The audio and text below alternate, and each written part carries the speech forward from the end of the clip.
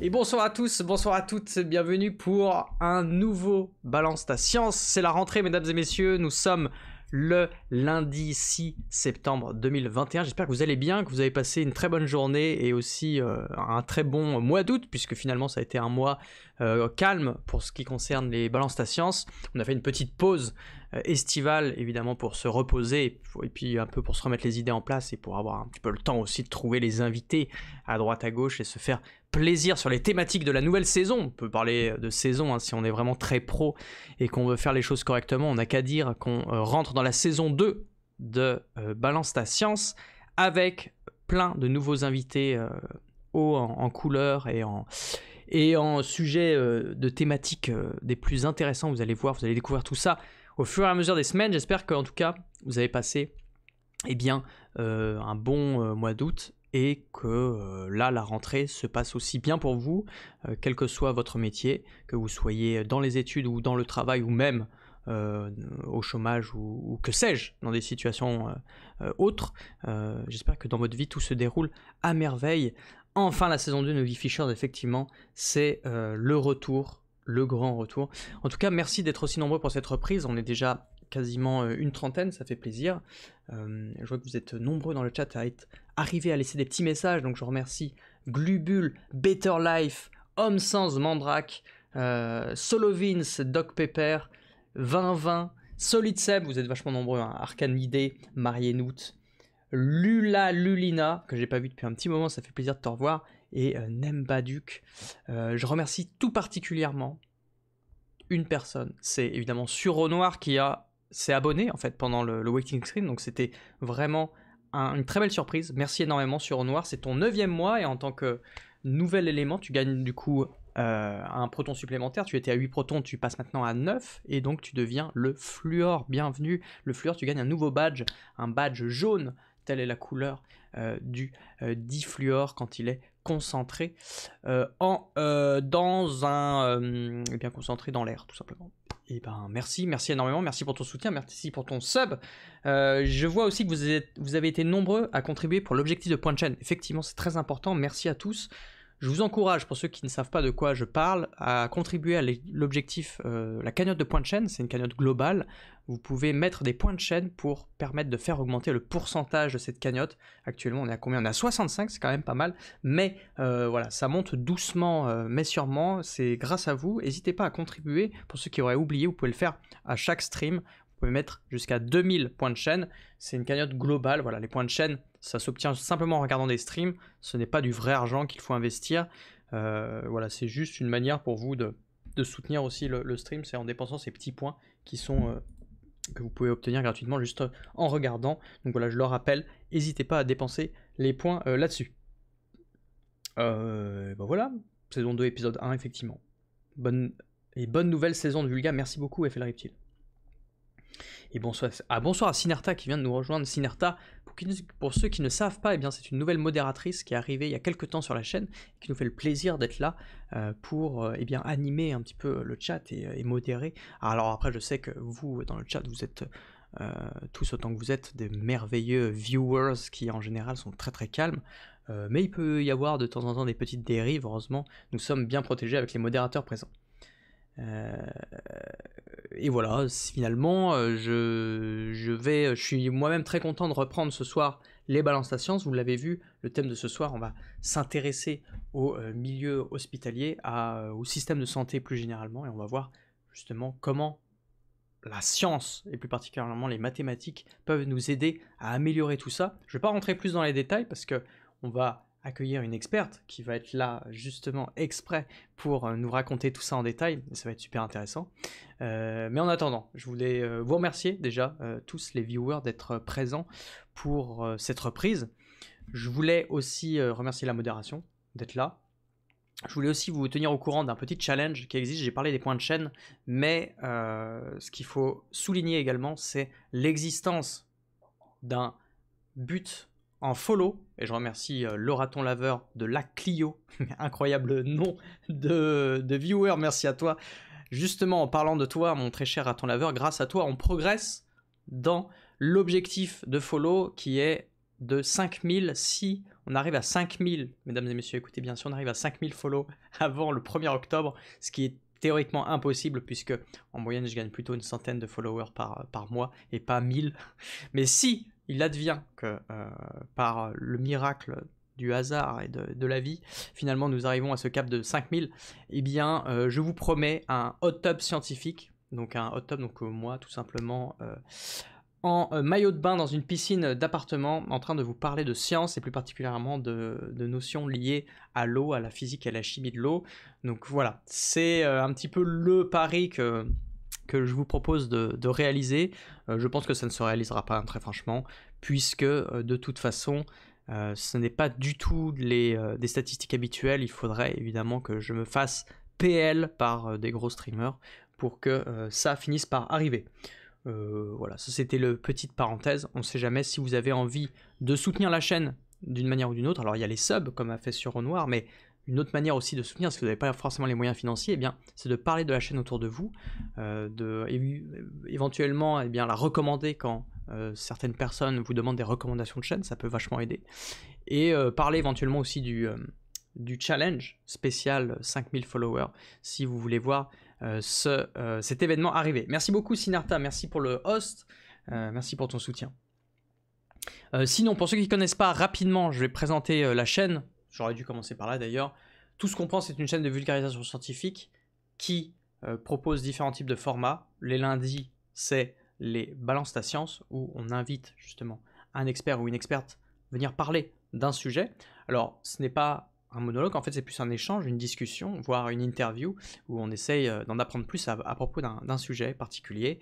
Et vous allez voir du coup ce soir le sujet, j'ai vaguement évoqué le sujet de ce soir, et on va l'approfondir tranquillement, l'objectif étant que ça reste très spontané, naturel, et qu'on ait des questions au fur et à mesure. Donc n'hésitez pas dans le chat à poser vos propres questions.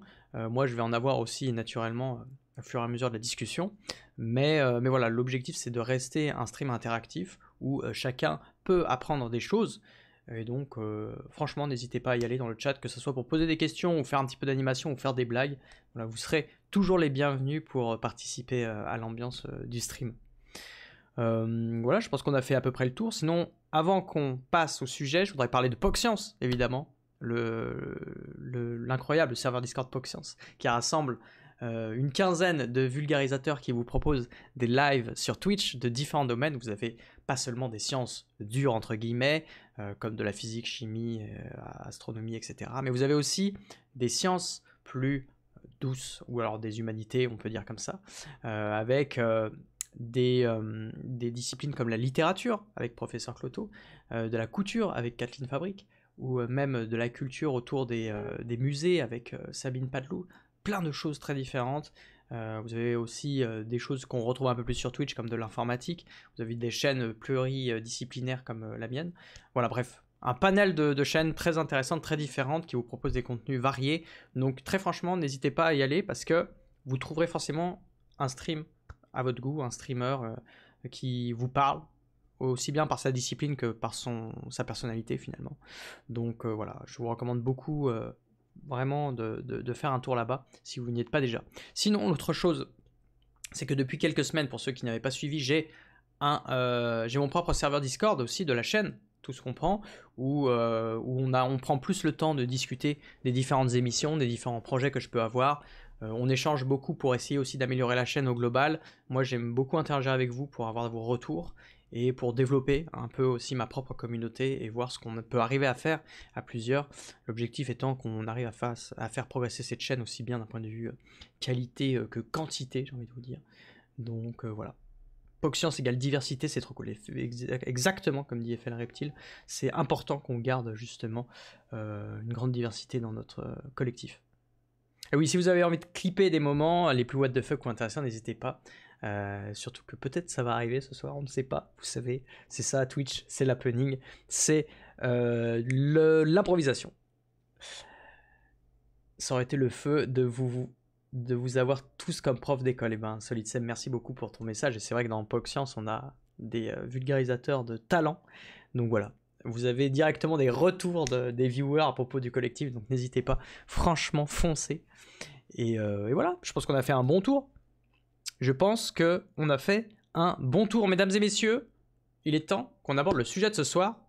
Parce que je blablate, mais certains sont là, pas pour ma chaîne, pas pour moi, mais pour notre invité qui est Eva Petite Demange. Mesdames et messieurs, un tonnerre d'applaudissements, s'il vous plaît. Bravo! C'est incroyable. Merci Eva, merci d'être là ce soir. Comment tu vas, ma très chère Eva? Eh ben ça va bien, merci. Et toi? Eh ben écoute, Comment vas-tu? ça me fait plaisir que tu poses la question. Moi ça va, je suis un peu excité de reprendre les balances ta science. Ça faisait une petite pause d'un mois. J'ai cru que je savais plus faire, mais en fait ça va. Finalement, j'ai réussi à faire une intro succincte, pas préparée, mais j'ai pu dire un peu tout ce que je voulais. Merci Eva, merci d'être là ce soir pour la reprise de la saison 2, du coup. Je suis honoré. Merci de m'avoir invité. Bah non, mais c'est un plaisir. C'est un plaisir. En plus, pour la petite histoire, je t'avais invité pour participer à un live en fait de la saison 1 et en fait c'est de ma faute, j'ai fini par te rechanger d'horaire parce que j'avais fait des magouilles dans mon propre emploi du temps. Donc voilà, je m'excuse publiquement pour avoir fait trafiquer un petit peu les trucs et t'avoir fait retarder ton apparition. Mais au moins tu commences la saison 2, donc je sais pas si ça permet de rattraper. Tu es déjà pardonné. C'est vrai, merci beaucoup. Oui. Bon Eva, pour te présenter un petit peu, parce que c'est de tradition ici, tu as fait une carrière dans les sciences, donc relativement classique, je dirais, parce que tu as fait un bac S, puis prépa pour aller en école d'ingénieur, plus particulièrement dans les mines d'Albi, non pas pour aller miner, mais pour faire un cursus ingénieur du coup, orienté autour du génie industriel. Et il faut savoir qu'en fait, tu as été doublement diplômé, parce que tu es diplômé à la fois des mines d'Albi et aussi de Polytechnique à Montréal. Incroyable ça. Donc parce que tu as passé ta dernière année... non, tu as fait une année supplémentaire. Je sais plus si tu as passé ta dernière année d'école d'ingé ou c'est une année supplémentaire à Montréal ou c'est 6 mois. C'était quoi déjà l'histoire? Les deux. Les deux, c'est-à-dire qu'au lieu de faire ma dernière année aux mines d'Albi, je suis partie 2 ans à Montréal. Donc j'ai fait ma dernière année à Montréal et j'ai fait une année supplémentaire. Yes. Et après ça, tu as décidé par passion de t'orienter dans la recherche puisque tu as fait un doctorat, une thèse sur les mathématiques appliquées au système de santé. Ça va être le sujet de ce soir. Et le sujet t'a tellement plu que tu as continué en postdoc sur ce même sujet. Et ça t'a tellement plu encore que tu as passé les concours pour devenir maître de conference. Un titre incroyable, maître de conférence. Déjà, on peut t'applaudir parce que tu es nouvelle maître de conférence. Bravo Eva! Deuxième applaudissement. Yes. Incroyable, depuis combien de temps? Moi aussi j'ai fait ma rentrée mercredi. Incroyable, ça c'est fou ça. Et alors, comment tu te sens? Ça s'est bien passé cette rentrée? Oui, mais du coup c'est rigolo parce que je me suis rendu compte que j'allais faire des rentrées toute ma vie maintenant, mais en étant de l'autre côté de la barrière. C'est ça, maintenant tu es du côté des boss, des boss qui font qui sont là-haut, tu vois, qui dirigent les recherches, qui manigancent un peu tout, les trafics de connaissances et tout. Ouais, alors je le vois plutôt en mode, mon Dieu, comment est-ce qu'on arrive là? Qui est-ce qui nous forme à encadrer des gens? Comment est-ce qu'on gère fait des gens? Comment on gère des projets? D'où je suis supposée être responsable de personnes. Ouh là là. Aïe aïe aïe, le poids des responsabilités est lourd. Mais de toute façon, ça s'apprend sur le tas, j'imagine, et au fur et à mesure, tu vas être de plus en plus à l'aise pour gérer tout ça, à la fois les gens et les projets. C'est pas simple, c'est vrai. L'idée, je pense, c'est surtout de s'appuyer sur ceux qui sont déjà là et du coup de prendre des bons exemples au sein du laboratoire. Solid qui demande, mais qu'est-ce qu'elle fait comme métier en fait? Eh ben, en fait, elle a un métier de chercheur, enseignant, chercheur. D'ailleurs, on dit chercheur, chercheuse, je sais plus, à chaque fois je présente mal. C'est quoi alors moi, j'ai tendance à dire que je suis enseignante chercheuse. Enseignante chercheuse, d'accord. Parce que j'aime bien le féminiser, parce que je suis une fille, donc je suis enseignante et chercheuse. On dit chercheuse, pas chercheur. Ok. Les deux se disent. Okay. Je pense. Mais on dit maître de conférence, c'est pas maîtresse de conférence, quoi. Honnêtement, j'aurais tendance à dire que tant qu'on se comprend, Oui, tout se comprend évidemment. Merci d'être ici. Exactement. Bienvenue à tous. Si vous venez nous rejoindre, nous sommes avec Eva Petit de Mange qui va nous parler, eh bien évidemment, du système de santé et comment l'améliorer grâce aux mathématiques. On parlait justement de son métier, enseignante-chercheuse.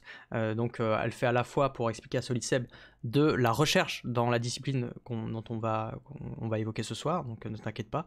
Et elle donne aussi des cours. Du coup, c'est dans quelle université tu es?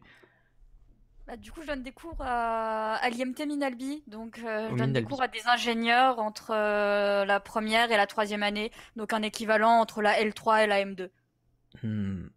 D'accord. Donc en fait, c'est marrant parce que quand on regarde ton cursus, t'as jamais trop quitté les mines, quoi, finalement. Juste pour aller à Montréal. Je suis partie 2 ans très loin, puis je suis revenue. C'est ça. Et c'est un parcours aussi incroyable et atypique, on va dire, parce que en général, avant de devenir maître de conférence, parce que c'est difficile, il faut passer des concours, vous avez déjà, oui, vous avez un entretien qui est pas simple, vous avez très peu de postes pour plein de candidats, donc c'est extrêmement sélectif. En général, vous avez besoin de faire des post-docs pendant de nombreuses années, et avant de pouvoir réussir à décrocher un poste permanent de maître de conférence. Et là, toi, du coup, tu as eu l'opportunité de rapidement avoir ce poste-là, ce qui n'est pas un parcours habituel, quoi. Exactement, je bénéficie d'une belle chance contextuelle qui fait qu'au moment où j'ai terminé ma thèse, il y avait un poste qui ouvrait dans mon laboratoire et sur les thématiques sur lesquelles je travaillais. Donc, j'ai pu postuler et mon dossier a été évalué par un jury externe et a été sélectionné par le jury pour ce poste. Mais effectivement, c'est rare que moins d'un an après sa thèse, on ait un poste de maître de conf. Donc, Shaira qui demande, tu as fait quelle mine? Alors on en a parlé, c'est les mines d'Albi, du coup. Albi qui se trouve où déjà en France? Dans le sud-ouest, c'est à 40 minutes au nord-est de Toulouse. Voilà, pour ceux qui veulent avoir une petite idée. Il y avait une question aussi à propos de ton temps alloué à la recherche et à l'enseignement. Comment ça se distribue? C'est vrai ça? Alors, ça va dépendre des moments et ça va dépendre des universités. Chez nous, en début de carrière, on essaye de faire en sorte qu'un jeune enseignant-chercheur ait plus de temps à passer sur ses recherches que sur l'enseignement. Donc, sur les 2-3 premières années, en gros, je vais avoir entre 80 et 90 heures de cours à donner sur l'année, et le reste du temps est alloué à mes recherches, à développer du coup mes sujets de recherche, à développer des collaborations avec d'autres chercheurs, à trouver de l'argent pour faire de la recherche. Oui, c'est ça. Beaucoup de tâches administratives d'ailleurs en rapport avec ça. Ouais, il faut monter des projets. Ça fonctionne beaucoup comme ça en fait, et parce que si on veut lancer des projets de recherche, recruter des doctorants, recruter des ressources, des postdocs, il faut des contrats. Et pour avoir des contrats, il faut des projets, donc il faut monter des projets et obtenir des bourses finalement, des financements. Des financements pour pouvoir payer son équipe et le matériel qu'il faut, on va dire, pour aussi faire les recherches, et tout ça, ça coûte de l'argent. Donc voilà, tu es dans le système, en train de te battre pour avoir des pépettes. C'est pas simple. Ça. Ok, super, merci pour cette petite présentation. Et puis, je ne l'ai pas évoqué, mais c'est quand même important de le signaler, c'est le fait qu'à côté, tu as un deuxième métier en fait. Tu es comédienne. Et ça, ça répond à la question du métier justement. Tu es comédienne au Science Comedy Show, qui est une troupe de vulgarisateurs, comédiens vulgarisateurs, qui proposent des pièces en lien avec la communication de savoir, de science, mais tout ça dans un contexte plutôt ludique, j'imagine. J'ai jamais eu l'occasion encore de voir votre troupe se présenter, mais...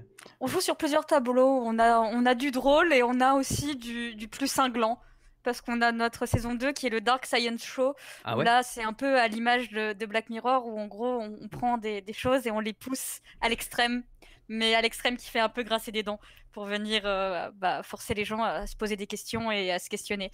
Celui-là, il est drôle, mais il fait un peu grincer des dents. Aïe, aïe, aïe, et donc du coup, si on veut voir une première représentation du Science Comedy Show, il vaut mieux aller dans le dark ou dans le classique? Les deux sont bien. Pour commencer.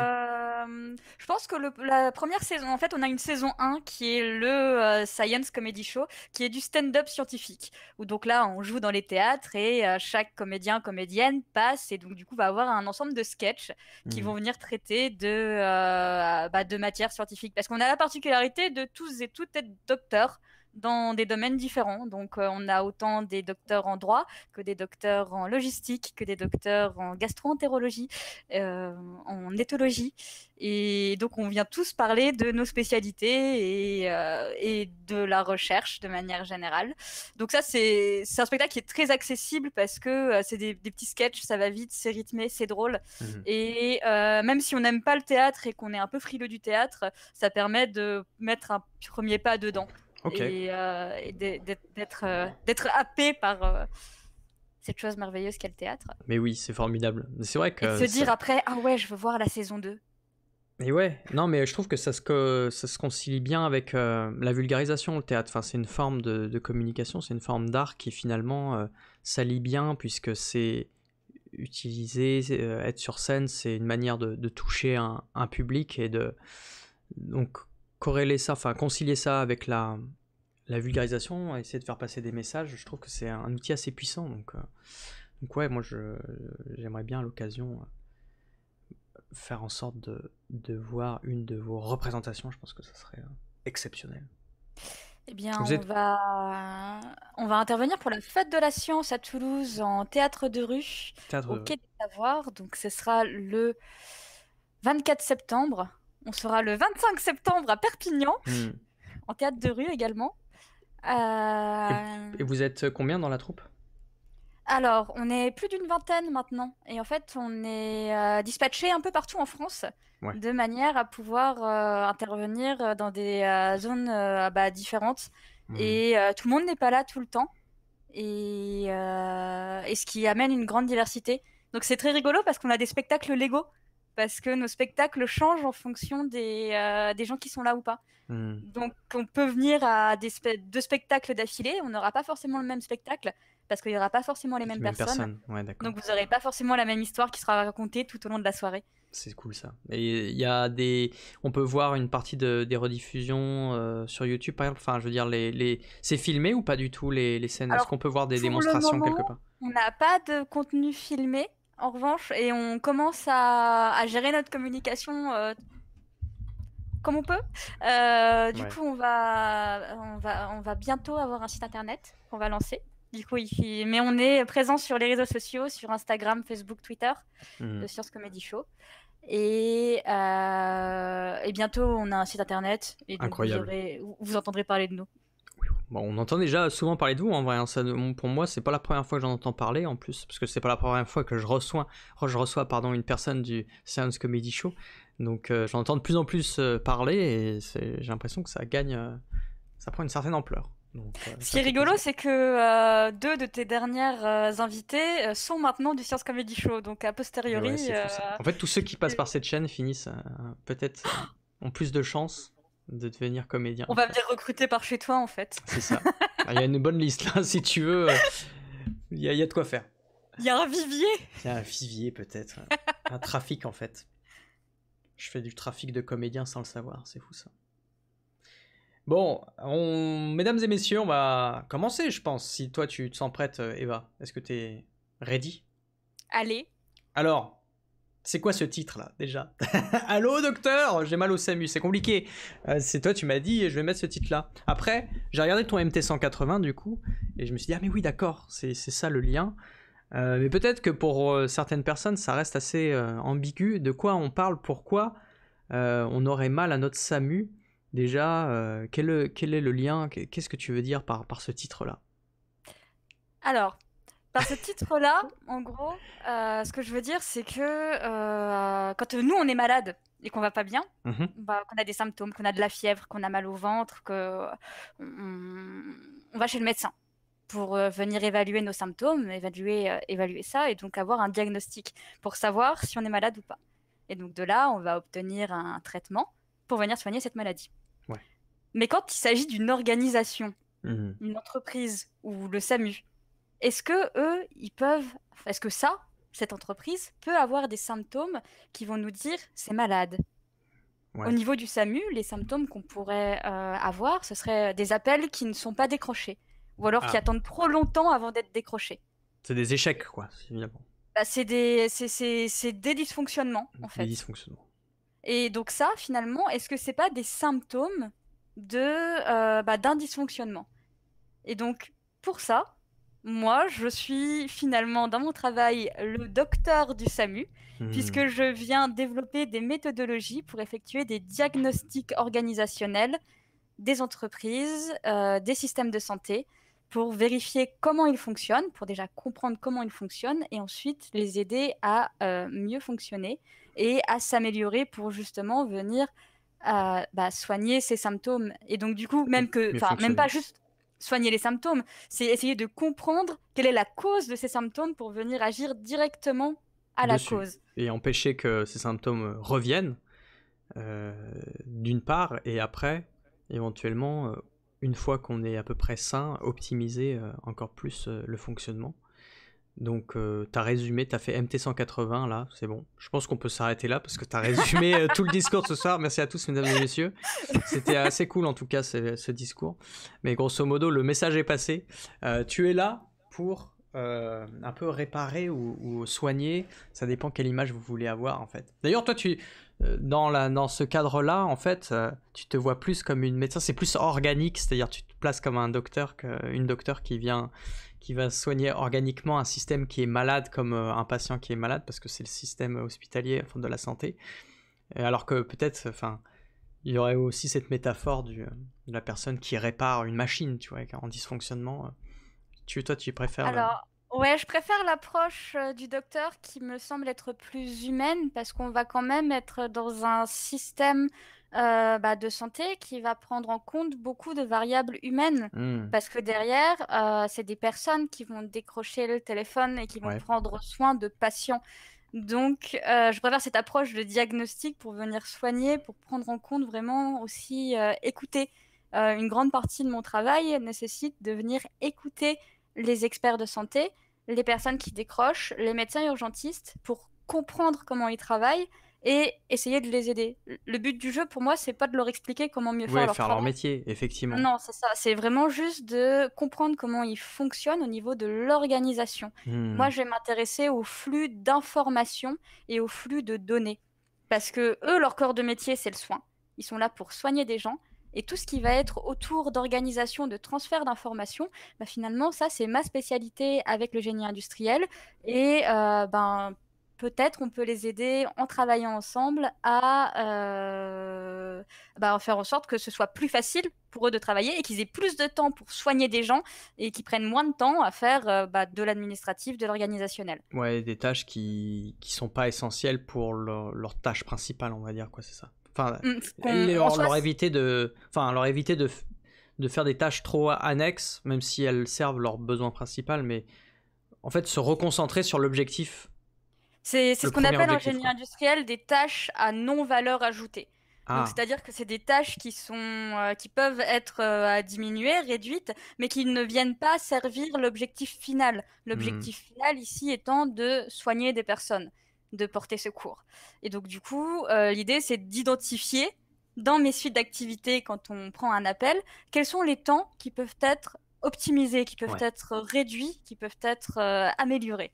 Mais du coup, le génie industriel dit comme ça, pour le moment, on sait pas trop où est-ce que ça agit précisément, mais j'ai l'impression que c'est une science en fait, le génie industriel. Est-ce qu'on pourrait le considérer comme une science qui étudie le flux d'informations de telle sorte à optimiser un système? Est-ce que c'est un peu ça? Moi, en fait, comment tu définirais ce que c'est que le génie industriel? Parce que moi, je crois que c'est la première fois que j'entends en vrai ce mot-là. C'est pas quelque chose que j'ai pu étudier dans mon cursus. Alors, le génie industriel, on le définit dans notre laboratoire comme on s'intéresse à la cinétique des organisations. Donc, on va s'intéresser à la manière dont fonctionnent les organisations. C'est quoi Donc, les entre... la cinétique, pardon, c'est un terme un peu jargonneux, mais qu'est-ce que ça veut dire Donc, dans ça ce va sens-là? être en gros les interactions qui vont exister entre les différents acteurs qui vont former cette organisation. C'est des ensembles d'acteurs qui vont effectuer des activités pour réaliser un objectif. D'accord. Finalement, ça va être ce qu'on appelle un processus. Des Ok. acteurs qui réalisent des activités pour réussir à aller vers un objectif. Mhm. Et les organisations, ce sont des ensembles de processus. Des processus de communication, des processus de fabrication, de production, de stockage. Et le génie industriel, lui, il s'intéresse à venir donc déjà modéliser tout ça. Donc du coup, venir le théoriser, comprendre comment ça fonctionne, et ensuite pour venir mettre de l'huile dans la machine pour que ce soit optimisé. D'accord. Donc faire en sorte que c'est industriel à la base, donc on va pas se mentir, c'est comment on fait pour produire plus Oui. avec ce qu'on a. C'est ça, C'est-à-dire que parce que le génie industriel, tu peux l'appliquer dans plein de domaines différents pour n'importe quelle organisation. Par exemple, est-ce que tu pourrais appliquer le génie industriel au sein du Science Comedy Show pour essayer de optimiser la manière de, j'en sais rien moi, de faire de meilleures représentations ou de faire en sorte de ne pas perdre de temps pour organiser un spectacle. Je dis n'importe quoi, mais j'ai l'impression que c'est une discipline suffisamment large qui peut s'appliquer à n'importe quel système organisationnel, non? Je sais pas. alors, c'est très drôle parce que c'est peut-être un de mes objectifs, mais à 10 ans, à 20 ans, de faire un lien entre génie industriel et culture, pour voir justement si on peut appliquer les méthodes du génie industriel au monde de la culture et à la création. Du coup, moi, j'y crois. Mais oui, pour moi, c'est des méthodes, c'est des outils finalement. Le génie industriel, c'est beaucoup d'outils qui vont permettre de venir mesurer, qui vont de venir diagnostiquer, comprendre comment ça fonctionne, et donc du coup ensuite de venir améliorer ce qu'on appelle des indicateurs de performance, des KPI. Ouais. Et ces indicateurs de performance, Okay. finalement, ça va être des notes qu'on va donner à nos entreprises qui vont nous permettre de dire là ça fonctionne bien, là ça fonctionne pas bien. D'accord. Est-ce qu'on aurait des exemples parce que je vois qu'il y a Cheval Kicker qui est un peu perdu, mais c'est vrai que là on est resté très général dans les termes et tout. Est-ce que tu peux donner des exemples? Tu as commencé à en dire en fait avec les entreprises, le fait que de base le génie industriel s'implique, d'ailleurs c'est dans le mot industriel, ça s'applique plus pour les industries et pour optimiser les processus par exemple de production, de faire en sorte de gagner de l'énergie, enfin de gagner du temps et donc de l'argent quoi, indirectement. Du coup, si on prend un exemple, une entreprise de production qui va venir produire, mettons, des vélos. Ouais. Donc notre entreprise, elle va venir assembler des vélos. En entrée, elle va avoir besoin de pièces pour pouvoir venir assembler ses roues, son cadre, son guidon. Et en sortie, elle va avoir des clients, des fournisseurs. Elle va envoyer ses vélos chez Intersport, Decathlon, yada yada. Et donc là, on a déjà un réseau. On a un réseau d'acteurs, de clients et de fournisseurs. D'accord. Et donc l'idée, c'est qu'il va y avoir des échanges entre ces différents acteurs. On va avoir des échanges de matières, parce qu'on va avoir des livraisons qui vont arriver depuis les fournisseurs jusque dans notre entreprise qui va venir construire nos vélos et qui vont ensuite aller vers les clients. Les clients, d'accord. On va avoir des échanges d'informations, parce qu'on va avoir des commandes qui vont être passées, et on va avoir des besoins qui vont remonter. Decathlon qui va nous dire « Ah, c'est bientôt Noël, on a besoin d'une commande de 500 vélos. » Et donc, du coup, là, l'entreprise, elle va devoir se dire si moi, il faut que je produise, est-ce que j'ai déjà toutes les pièces disponibles? Oui, non. Si j'ai pas toutes les pièces disponibles, ça veut dire qu'il faut que je les commande en amont. Donc, ça veut dire qu'il faut que je fasse appel à mes fournisseurs. Les fournisseurs eux-mêmes ont ce même problème, parce que les fournisseurs, si on dézoome encore, fournisseur, il a peut-être lui-même un fournisseur, en fait. Et donc là, on est dans ce qui s'appelle une chaîne logistique. Donc on est dans un réseau où on a des acteurs qui vont être liés avec des flux d'informations, des flux de matériaux. Et tout ça, il va falloir faire en sorte que ça fonctionne. Il va falloir l'orchestrer. Et donc le génie industriel, ça va s'intéresser à toutes ces questions-là de comment est-ce que je dimensionne mes commandes? Comment est-ce que je dis à mon fournisseur que j'en veux combien? Est-ce que je prends un peu plus que ce que me demande mon client? Parce qu'on ne sait jamais si j'ai une commande qui arrive au dernier moment. Est-ce que j'ai un stock? Le problème des stocks, c'est que stocker des matériaux, stocker des vélos, ça prend de la place. Donc ça coûte de l'argent. Donc comment est-ce qu'on optimise notre stock? Ouais, Comment on fait en sorte qu'on n'ait pas des choses qui restent dans notre stock pendant des années, qui coûtent cher et qu'on n'utilise pas? c'est ça. Et donc finalement, c'est toutes ces questions-là auxquelles va chercher à répondre Le génie le génie industriel. industriel. Et donc c'est avec, on a plein d'outils développés par le génie industriel pour venir essayer de répondre à ces questions-là. Qui sont des outils essentiellement mathématiques, c'est ça. Et C'est ça, on va y venir progressivement, mais pour donner un avant-goût. Il y a Roger Soleil qui demande, qui a une question très intéressante, qui parle des aspects humains en fait. Est-ce que dans cette approche du génie industriel, on a éventuellement des facteurs humains qui sont pris en compte? Je sais pas, comme ouais, les erreurs humaines peut-être lors de la production ou enfin je sais pas si c'est quelque chose d'évaluable parce que comme on a la manière dont tu l'as décrit, c'est très rationnel, c'est très carré oui. et on a du mal à se dire que l'aspect humain est aussi pris en compte, mais je sais pas dans quelle mesure ça peut l'être justement. Alors, après, moi, c'est un truc qui me tient à cœur, prendre en compte l'aspect humain, parce que Mhm. justement, je travaille dans le milieu hospitalier, donc je pense, oui, sincèrement, que c'est une variable qui est à prendre en compte et qu'on doit chérir, parce que derrière, nos opérateurs sont humains et c'est eux qu'on vient aider, en fait. Ouais. C'est-à-dire que moi, ce qui m'intéresse dans mon métier, c'est de venir optimiser les systèmes de santé pour faire en sorte que les personnes qui y travaillent puissent mieux faire leur travail, Mhm. puissent mieux travailler pour mieux soigner. C'est ça. Donc, Là, l'objectif, il est humain d'abord. c'est C'est-à-dire ça. que c'est super intéressant ce que tu dis parce que, en fait, le génie industriel, tu peux l'appliquer pour des buts très différents, en fait. Un but que tu as décrit tout à l'heure, c'est, dans le cas des vélos, c'était de faire de l'argent finalement. Oui, Mais si vous demandez au génie industriel de ne pas, de ne pas s'intéresser à la question comment faire plus d'argent, mais comment faire en réduire les sorte accidents du travail, oui, voilà, par exemple, bah, le génie industriel peut aussi y répondre, en fait. Donc, c'est c'est une boîte encore à une outils. fois, C'est une voilà, c'est ça. méthodologie, en fait. Ouais. C'est vraiment, on arrive avec notre boîte à outils, notre méthodologie, et la première question qu'on va poser, c'est, OK, c'est quoi l'objectif? Quels sont les indicateurs de Hmm. performance? Et donc, c'est en fonction des indicateurs de performance qu'on va nous donner, où on va nous dire, bah, en fait, soit on pourra nous dire, en fait, je veux gagner plus d'argent, ou je veux que ça prenne moins de temps. Je veux que ça Hmm. prenne moins de ressources, mais ça peut être aussi, je veux avoir un impact environnemental plus faible. Je Hmm. voudrais faire en sorte de réduire les accidents du travail.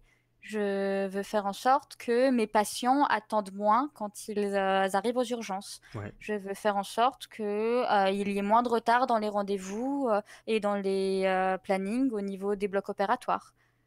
D'accord. Ouais, ouais, non, c'est super intéressant parce que du coup, tu peux lister un certain nombre de. Comment tu les appelles déjà, ces Des critères? indicateurs de Des performance. indicateurs de performance? Donc, Euh, KPI, c'est ce que tu as dit tout à l'heure pour Ouais, KPI en français. c'est ça. Parce que ça veut dire quoi? En fait, l'acronyme veut dire quoi si on Euh, décompose le jargon? Attends, j'ai plus le. Attends, je regardais vite fait. Ouais, ouais. Je sais plus exactement que veut dire l'acronyme. Mais c'est vrai que comme dit Shovel Kicker, c'est une sorte d'optimisation, c'est ça. En fait, le génie industriel répond à des questions, enfin cherche à optimiser certains buts qu'on décide de se fixer, quoi. En Exactement. fait. Key Performance Indicator. Voilà, qui peut C'est la faire. clé. C'est Ouais, des c'est les indicateurs de performance performances clés. clés. Ouais, c'est ça. Ok, merci beaucoup pour l'info. Et ouais, est-ce qu'il y a des critères qui, on a parlé du côté humain en disant qu'on ouais, on peut travailler là-dessus et optimiser ça, mais est-ce que par exemple il y a le bonheur de l'employé peut être un KPI? Et si c'est oui, comment le mettre en place? Tu vois ce que je veux dire? Eh ben, c'est toutes les questions qu'on se pose justement en recherche en industriel parce que Hmm. ça va être la première question de bah, finalement, est-ce qu'il n'y a pas un critère d'évaluation à créer? Parce que Ouais. finalement, les critères d'évaluation, on peut en créer autant qu'on veut. Et après, on peut décider de venir faire notre optimisation dessus. Mhm. Et donc, on peut décider de se dire, bah, là, il y a un critère d'évaluation à créer sur le bien-être de notre employé. Mais donc, va se poser la question de comment on le mesure. Ouais, c'est ça. Parce qu'il faut quantifier en fait. Parce que C'est tu ça, parles beaucoup comment de on quantifie. modèles. Et les modèles ne s'utilisent qu'avec des chiffres et des nombres. Donc en fait, il faut trouver une manière de quantifier tout ce que vous voulez évaluer et optimiser quoi, dans votre système. Exactement. Donc il faut trouver une C'est échelle de bonheur. Une échelle pour quantifier le bonheur du personnel, de l'employé. une échelle et ensuite une manière de De le le mesurer, calculer, de le mesurer avec plusieurs critères. Et donc, c'est là où on va avoir en fait des critères qu'on va estimer, qu'on va dire qui sont quantitatifs. Ça va être des critères qu'on va pouvoir mesurer, qu'on va pouvoir chiffrer. Le temps d'attente, c'est quantitatif. Le nombre d'appels en attente, le nombre de patients en attente aux urgences, tout ça, ça va être quantitatif. Et on va avoir des critères qui vont être qualitatifs. La satisfaction du patient. Oui, c'est ça. Mais aussi, on peut prendre en qualitatif le ressenti de mon opérateur quand il décroche les appels. Ouais, comment il se sent sur une échelle de... Et du coup, là, on touche même à des domaines qui vont au-delà du génie industriel et on va aller sur des problématiques de SHS, Oui, bien sûr. de sciences humaines et sociales, où comment finalement est-ce qu'on mesure tout ça et comment on l'exprime. Et donc, tout l'intérêt est de venir faire des recherches qui vont être pluridisciplinaires pour pouvoir justement traiter tous les aspects nécessaires qui doivent être traités, quoi. Ok, il y a une question de Shaira à propos de la gestion des processus et la recherche opérationnelle. Est-ce que c'est considéré comme des outils du génie industriel? Alors la gestion des processus, t'en as parlé, puisque les processus, c'est au cœur de ce que tu décris. Mais il est employé le terme de recherche opérationnelle. Je ne sais pas à quoi ça correspond. Alors, la réponse simple, déjà, c'est oui. Moi, je les utilise comme des outils et certains de mes collègues y contribuent. Alors, la recherche opérationnelle, c'est des techniques mathématiques qui vont permettre de venir faire de l'optimisation. D'accord.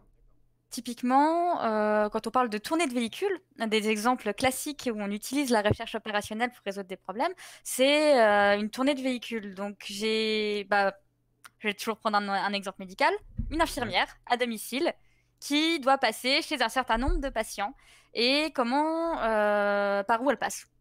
Nos patients sont sur une carte et donc du coup, quel patient elle fait en premier? Et donc du coup, la question, ça va être, quel itinéraire je lui fais faire? Cette question, pour y répondre, on va avoir besoin de notre fonction objectif. Qu'est-ce qu'on cherche à améliorer? Est-ce qu'on veut réduire le nombre de kilomètres? Est-ce qu'on veut réduire le temps parcouru? Est-ce qu'on veut réduire le nombre de kilomètres, le temps parcouru? Est-ce qu'on veut réduire le temps entre chaque patient? Faire en sorte que les patients soient les plus proches? Et donc, du coup, c'est tout ça où il va falloir venir définir ce qu'on appelle une fonction objectif. Généralement, c'est pas une fonction qui est simple et où on dit on veut juste faire ça. Elle va être multicritère. Donc, du coup, il va y avoir plusieurs critères à prendre en compte, plusieurs critères à pondérer. Et l'idée, la recherche opérationnelle, ça va être de venir développer des modèles mathématiques qui vont permettre de répondre, de proposer des solutions à ce problème-là en respectant les critères donnés. Ok. Et toi, t'as été amené à en faire du coup de la recherche opérationnelle? C'est ce que tu fais dans ta recherche ou c'est pas cette stratégie-là que tu mets en place? La simulation informatique peut faire appel à la recherche opérationnelle. Donc on est dans des familles qui sont assez proches. Finalement, j'en ai fait. Durant mes études, j'ai utilisé de la recherche opérationnelle pour faire de l'optimisation de planning de médecins urgentistes. D'accord. Où l'idée c'était de se dire on a des contraintes qui vont être légales. Par exemple, un médecin ne peut pas travailler 2 nuits de suite. On va avoir des contraintes qui vont être personnelles. On va avoir tel médecin qui va nous dire ah non, mais en fait moi tel jour je ne peux pas travailler. D'accord. Et on va avoir des besoins qui vont nous dire sur notre planning, de telle heure à telle heure, de 9 h à 10 h, on a besoin d'avoir 3 médecins. De midi à 14 h, on a besoin d'en avoir 4. Et donc, du coup, avec tout ça, on a des contraintes et il faut qu'on réussisse à composer pour trouver des plannings qui permettent de respecter toutes ces contraintes. Au moins tout partie de ces contraintes en fonction de si elles sont lourdes ou pas. Parce qu'on va avoir des contraintes qui vont être plus importantes que d'autres.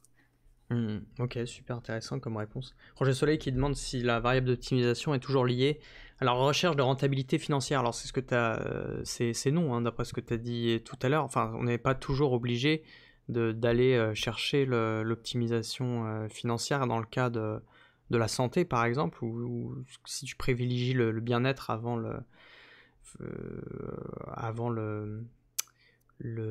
profit, entre Mm. guillemets. Mais alors du coup, la variable n'est pas toujours liée à la recherche de rentabilité, effectivement, de rentabilité financière, parce qu'on va toujours chercher une Une espèce de rentabilité, une rentabilité, optimisation, effectivement. ouais, c'est ça. Moi, je cherche par exemple une optimisation temporelle dans mes travaux. J'essaye Mhm. de faire en sorte que les appels soient décrochés plus rapidement. Donc, Ouais. Est-ce qu'il y a des KPI qui sont imposés par la réglementation? oui. Si je Exemple. reprends l'exemple des appels d'urgence, Ouais. on a la qualité de service qui va être le pourcentage d'appels qui vont être décrochés en moins d'un certain temps. Donc si je prends ma qualité de service à 20 secondes, ça va être mon pourcentage d'appels qui va être décroché avant 20 secondes. Hmm. Et donc typiquement, là, on a des indicateurs qui sont nationaux qui nous disent que, alors, que je me plante pas, on est à 20 secondes, on doit avoir 95% des appels qui sont décrochés en moins de 20 secondes. Donc on va chercher à faire en sorte qu'on ait un QS20, une qualité de service à 20 secondes, qui Ah ouais. soit supérieure ou égale à 95%. Et donc ça veut dire que, en gros, on a que 5% de nos appels qui attendent plus de 20 secondes avant d'être décrochés. D'accord. Ok, donc il y a un ensemble de critères qui sont réglementaires, comme tu disais, quoi. Mais il n'y a pas que du choix personnel, on va dire. Il y a des choses qu'on impose aussi, que la loi impose quelque part. Ok. Super intéressant. On va peut-être encore plus rentrer dans le détail concernant tes propres recherches, parce que tu as commencé tout à l'heure à aborder la simulation en disant dans la simulation, on utilise un peu la recherche opérationnelle, mais pas forcément. Qu'est-ce que tu appelles du coup une simulation dans ton cas? Qu'est-ce que tu voulais dire par là? Alors, du coup, ce que je vais faire, c'est que je vais reprendre la manière dont je m'occupe des SAMU finalement et Ouais. dont j'effectue mon diagnostic. Parce que ce que je disais au début, c'est que je viens effectuer un diagnostic organisationnel du SAMU. Et donc pour ça, je vais me baser sur des données. Je vais me baser sur des données de plusieurs natures différentes. Une première nature de données, ça va être des logs de téléphonie, donc des registres de téléphonie. Finalement, je vais aller dans les bases de données et à chaque fois qu'un appel est passé au SAMU, eh bien, j'ai des informations. Quand il Mhm. arrive au SAMU, j'ai l'heure à laquelle il arrive, j'ai l'heure au moment où il sonne, j'ai le Ouais. moment où il est décroché, j'ai le moment où D'accord. il va être transféré à une autre personne et le moment où il va être accroché. Et enfin, en gros, je vais avoir tout le cycle de vie de l'appel D'accord. avec les différentes données qui vont être liées. Hmm. Donc ça va me donner des grosses bases de données où je vais avoir finalement la vie du SAMU, les cycles d'appel, les cycles de vie de mes appels au SAMU. Donc D'accord. ça va être une première source d'information Ok. qui va me permettre de venir comprendre comment ça fonctionne. D'accord. Une autre source d'information, pardon, Excuse-moi, vas-y. là j'y pense, j'ai une question d'un coup. Les données que tu as, c'est des données qui sont du coup au niveau confidentialité, en fait, je veux dire, parce que là tu parles de temps de décrochage, d'écoute, etc. Mais en fait, tu connais pas le contenu des conversations. Non.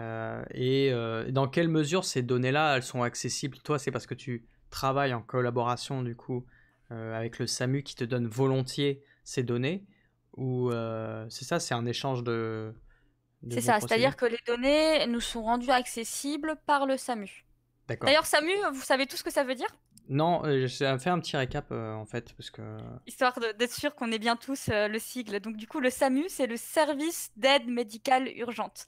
C'est le numéro 15. C'est un service d'aide qui est disponible 24 heures sur 24, 7 jours sur 7, et qui a été créé en France par le professeur Louis Larengue, qui est toulousain, enfin qui était toulousain, puisqu'il est décédé l'année dernière, si je ne me trompe Ah, pas. d'accord. Et il avait créé le SAMU il y a 50 ans.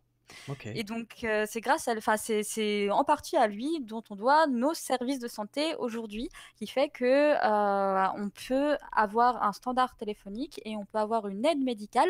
Et alors, le modèle français a cette particularité qui est absolument fantastique, c'est qu'on a un médecin qui est présent à chaque étape des urgences. Donc, du coup, quand on appelle notre centre d'appel du SAMU, D'accord. d'abord, on va avoir un assistant de régulation médicale, un ARM, qui va venir décrocher notre appel, qui va venir faire une première évaluation, et ensuite, il va le transférer à un médecin régulateur, urgentiste ou généraliste, en fonction de la gravité de l'appel. Donc, ça veut dire que dès la prise en charge de l'appel, on a une prise en charge médicale qui est faite. D'accord. Si on prend l'exemple des États-Unis et du Canada, avec le 911, il n'y a pas de médecin dans les standards téléphoniques. Ah ouais, donc ils Nous, peuvent on pas en a. mesurer la gravité de la situation, quoi.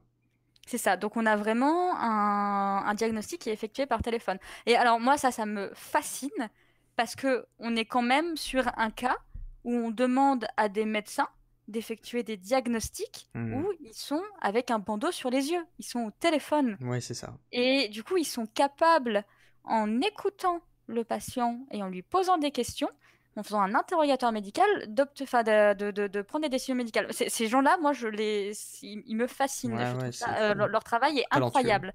Et ils font vraiment un travail de malade. C'est forcément des médecins qui sont à la régulation. On a des médecins à la régulation médicale, oui, on les appelle même des régulateurs médicaux. Ok, ouais, non, on a de la chance du coup avec ce système en France d'être plutôt bien couvert. Moi, j'ai jamais eu l'occasion d'appeler le SAMU, j'ai plutôt de la chance du coup. Mais je sais pas pour ceux qui ont déjà eu l'expérience, s'ils ont eu des bonnes expériences avec le personnel au téléphone ou si ça a été compliqué. Les problématiques autour du SAMU, c'est aussi quelque chose de politique. Alors moi, je connais pas du tout. Je veux pas lancer un pavé dans la mare, mais c'est quoi? C'est que c'est saturé et que du coup, les gens peuvent pas forcément être pris en charge à cause de la saturation du service. Alors c'est ça, c'est-à-dire que en fait, on a un système de soins qui fonctionne la plupart du temps et il fonctionne plutôt bien. Moi, je vais venir m'intéresser aux 10% du temps où on peut améliorer, où on a une marge d'amélioration. D'accord. Mais 90% du temps, ça se passe vachement bien, hein. Ouais, Et ouais, on a vraiment un système qui est bien rodé. est bien rodé et D'accord. qui répond, quoi. Mais on a quand même des moments où on va avoir des saturations au niveau des centres, où on va avoir une augmentation forte des appels parce qu'il va y avoir une catastrophe, il va y avoir un accident, et donc du coup on va avoir une augmentation rapide des appels. Et ça va être dans ces moments de saturation où on va venir travailler sur ce qu'on appelle la résilience. La résilience, on en a un peu beaucoup entendu parler durant toute cette période de crise. Et en fait, ça va être la capacité d'un système à se remettre d'une perturbation. Donc, combien de temps, une fois qu'on le perturbe, combien de temps il remet pour revenir à son état normal? D'accord. Et donc, dans le cadre d'un système d'urgence, on va aller chercher si on a une perturbation, de pouvoir revenir rapidement à un état normal pour pouvoir justement venir absorber ces flux d'appels et faire en sorte qu'ils soient traités le plus rapidement et le plus efficacement possible. Donc optimiser, améliorer la résilience et du coup diminuer le temps pendant lequel le système est perturbé pour qu'il revienne à la normale, quoi. C'est ça. Est-ce que tu veux prendre une question qui fâche ou pas? Alors, je peux toujours la prendre, j'y répondrai pas forcément. Ton avis sur la gestion de l'épidémie Covid par le gouvernement par rapport dans le cadre des systèmes de santé? Je suis en train d'évaluer ma légitimité à répondre à ce À genre de ça. Est-ce que questions. tu as eu l'occasion de travailler sur ça, du moins pendant la période, ou pas du Alors, tout? Est-ce que tu as moi, été non. sollicité pour travailler sur cette problématique au moins, ou pas? Moi, directement, non, parce qu'il se trouve que l'année dernière, j'étais en rédaction de ma thèse. En revanche, Un je point. sais que mes collègues de laboratoire ont travaillé avec la préfecture, notamment pour mettre en place un outil d'identification des personnes qui pouvaient aider les personnes ayant le Covid, et donc du coup de mise en relation de particuliers pour favoriser l'entraide entre les citoyens. Et donc il y a un outil qui a été développé avec la préfecture et mon laboratoire pour ces aides-là. Ok. Tac. La gestion de l'épidémie. Honnêtement, j'ai pas envie de me prononcer dessus parce que je me sens pas légitime. Le seul problème que je vois, c'est qu'on a eu un grand problème de pédagogie. Et moi, là, c'est l'enseignante, c'est la vulgarisatrice en moi qui parle, qui dit je pense qu'on n'a pas assez bien expliqué aux gens ce qu'il se passait, pourquoi ça se passait et pourquoi on faisait les choses. Et donc, on est sur la bonne chaîne. Je suis persuadée que tout se comprend. Mais il faut que ce soit bien expliqué. Merci pour ton soutien. Je suis d'accord avec toi. Je partage ta philosophie. Tout est compréhensible dans la mesure où on l'explique correctement et qu'on s'exprime avec les bons mots. On va revenir sur la manière dont tu expliquais ton travail, et je t'ai coupé un peu sauvagement parce que tu étais en pleine effervescence d'explication. Tu sais. Alors moi je travaille avec le SAMU qui me donne des données, j'ai une grande base de données du coup avec tous les temps de décrochage, le temps de téléphone. Donc c'est des données quantitatives. Quantitatives, parce que tu as en minutes. J'ai mes données quantitatives des téléphones, mes données de téléphonie, mais je veux aussi avoir des données qualitatives, parce qu'une partie de mon travail va consister à aller sur le terrain et à faire des interviews auprès des ARM, auprès des médecins régulateurs, pour leur demander comment est-ce que vous travaillez. Les ARM, c'est quoi déjà ? Assistants de régulation médicale.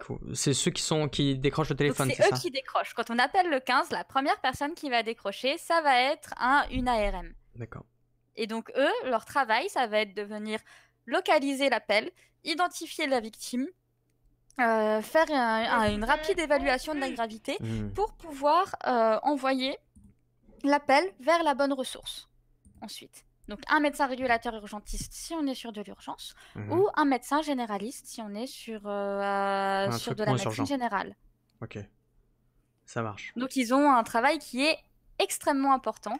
C'est une profession qui jusqu'à présent n'était pas assez valorisée, qui jusqu'à présent n'est pas assez connue et qui commence à avoir une certaine reconnaissance, et où on a des formations nationales qui commencent à être mises en place pour justement qu'on ait un diplôme d'État pour reconnaître nos assistants de régulation médicaux, parce que c'est un des maillons hyper importants de la chaîne des urgences.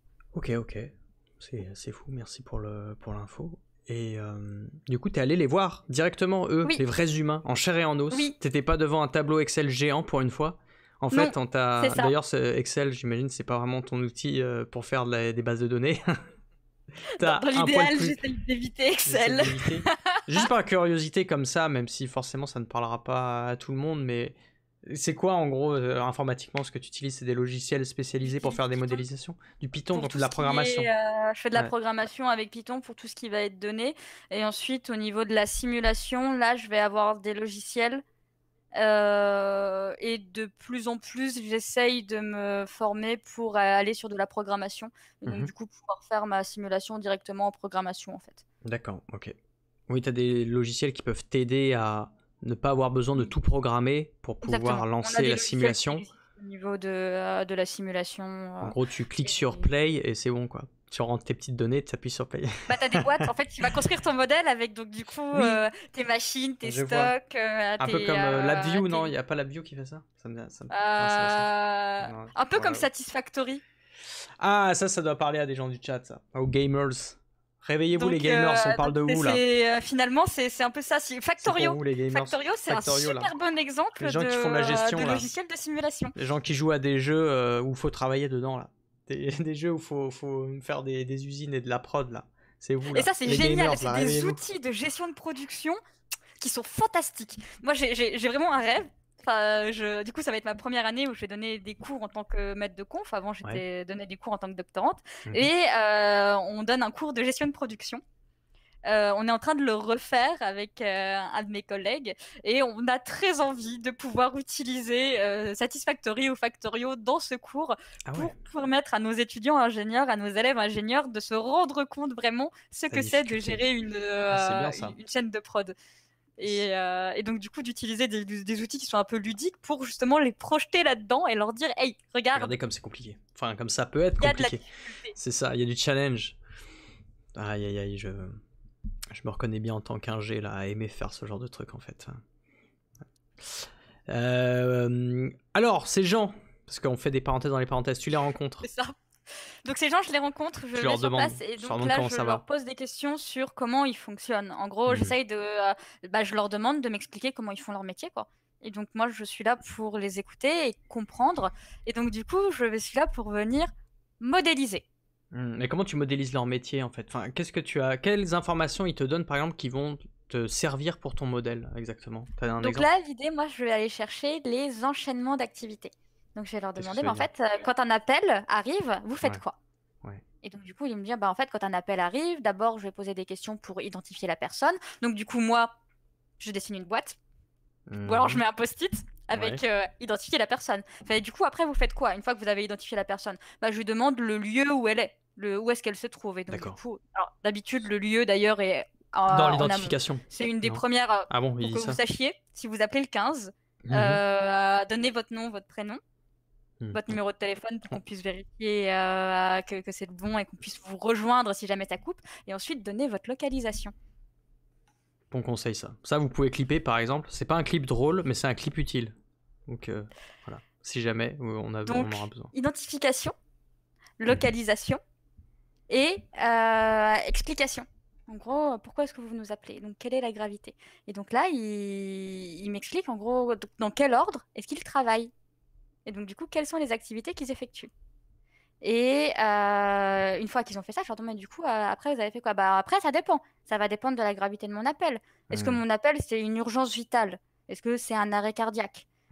Si c'est ça, si mon appel, c'est une urgence vitale, ce que je fais, c'est que je le passe directement à mon médecin régulateur et directement, je déclenche les pompiers et le SMUR. SMUR?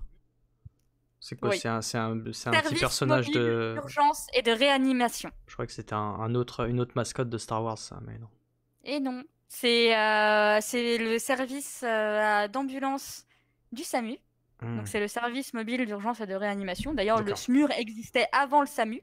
Ok. Et c'est des véhicules médicalisés dans lesquels on va trouver une ambulancière, une infirmier et un ou une médecin urgentiste. D'accord. Et donc ça, c'est ces véhicules qui sont comment? On les distingue sur la route, ça, ces véhicules-là, les véhicules du SMUR, là, non? C'est pas des trucs... Ils ont une sirène aussi, Et c'est ceux qui sont... ils sont blancs ou ils sont jaunes. Et généralement, t'as écrit SAMU en gros dessus avec le numéro du département. Attends, je vais mettre le... Incroyable, ça. Ok, oui, je vois. Et donc le SMUR fait partie du SAMU. Okay. Parce qu'au sein du SAMU, en fait, le SAMU, c'est une structure, notre service d'aide médicale urgente, qui va contenir notre SMUR, qui est donc ce service mobile d'urgence et de réanimation. D'accord. Notre centre de réception et de régulation des appels, donc notre centre d'appel, qu'on appelle aussi des CRA. Des CRA? Et oui, c'est des CRA. C-R-R-A, centre de réception et de régulation des appels. Okay. Et le CESU, qui est le centre d'enseignement... CESU, c'est de la formation, c'est le centre de formation. Attends, CESU, acronyme. Il forme quoi? Il forme les médecins urgentistes. D'accord, à prendre les appels. D'accord. Non, c'est pas le CESU. Je suis... centre formation, SAMU.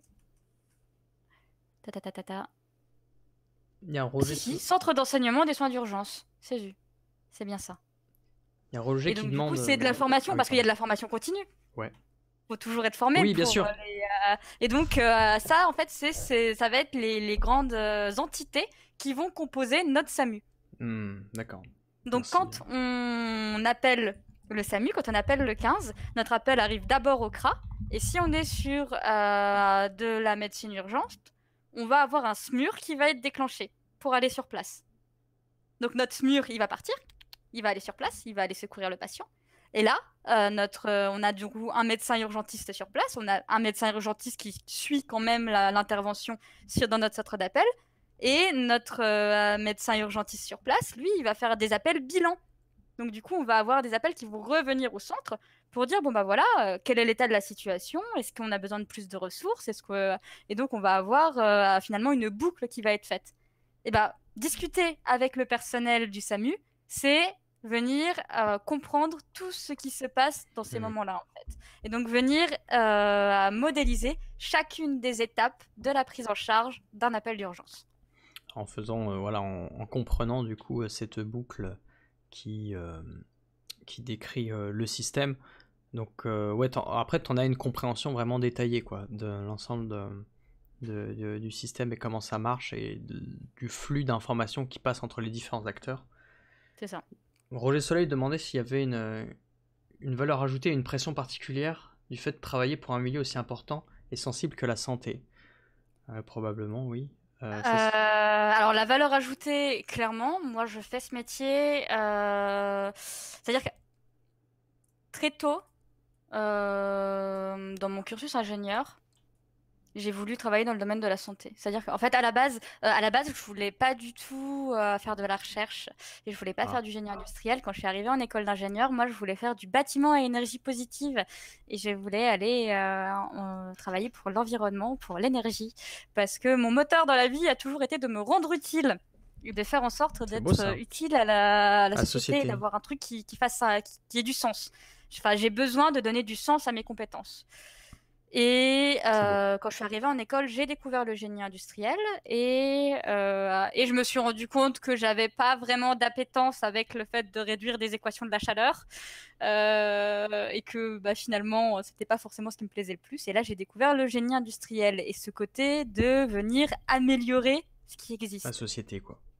Et du coup, je me suis dit, mais à quoi est-ce qu'on peut l'appliquer? Parce que la perspective d'aller travailler sur des chaînes de production ne m'enchantait absolument pas. Ouais, j'étais vraiment en mode faire en sorte qu'on sorte plus de boîtes de conserve. Ouais, sachant qu'il y en a suffisamment sur Terre, peut-être des boîtes de conserve.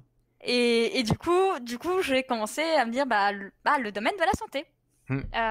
Donc j'ai fait un premier stage en M1 au CHU de Toulouse où j'étais à la direction des ressources humaines, où je me suis occupée de la refonte des procédures de ressources humaines, où j'ai pu faire des stages sur place. Quand j'étais à Montréal, j'ai travaillé à développer un outil pour automatiser le choix du transport automatiser le choix du transport des patients entre les établissements de santé. Donc quand on a un patient qui doit aller d'un EHPAD à un hôpital ou alors entre plusieurs hôpitaux, quel transport on prend? Donc du coup, pour pouvoir automatiser ce choix en fonction des critères médicaux du patient. Et donc encore une fois, là, on était sur une méthodologie où des données existantes, mais aussi beaucoup de discussions avec les gens pour savoir pourquoi est-ce que ces décisions sont prises.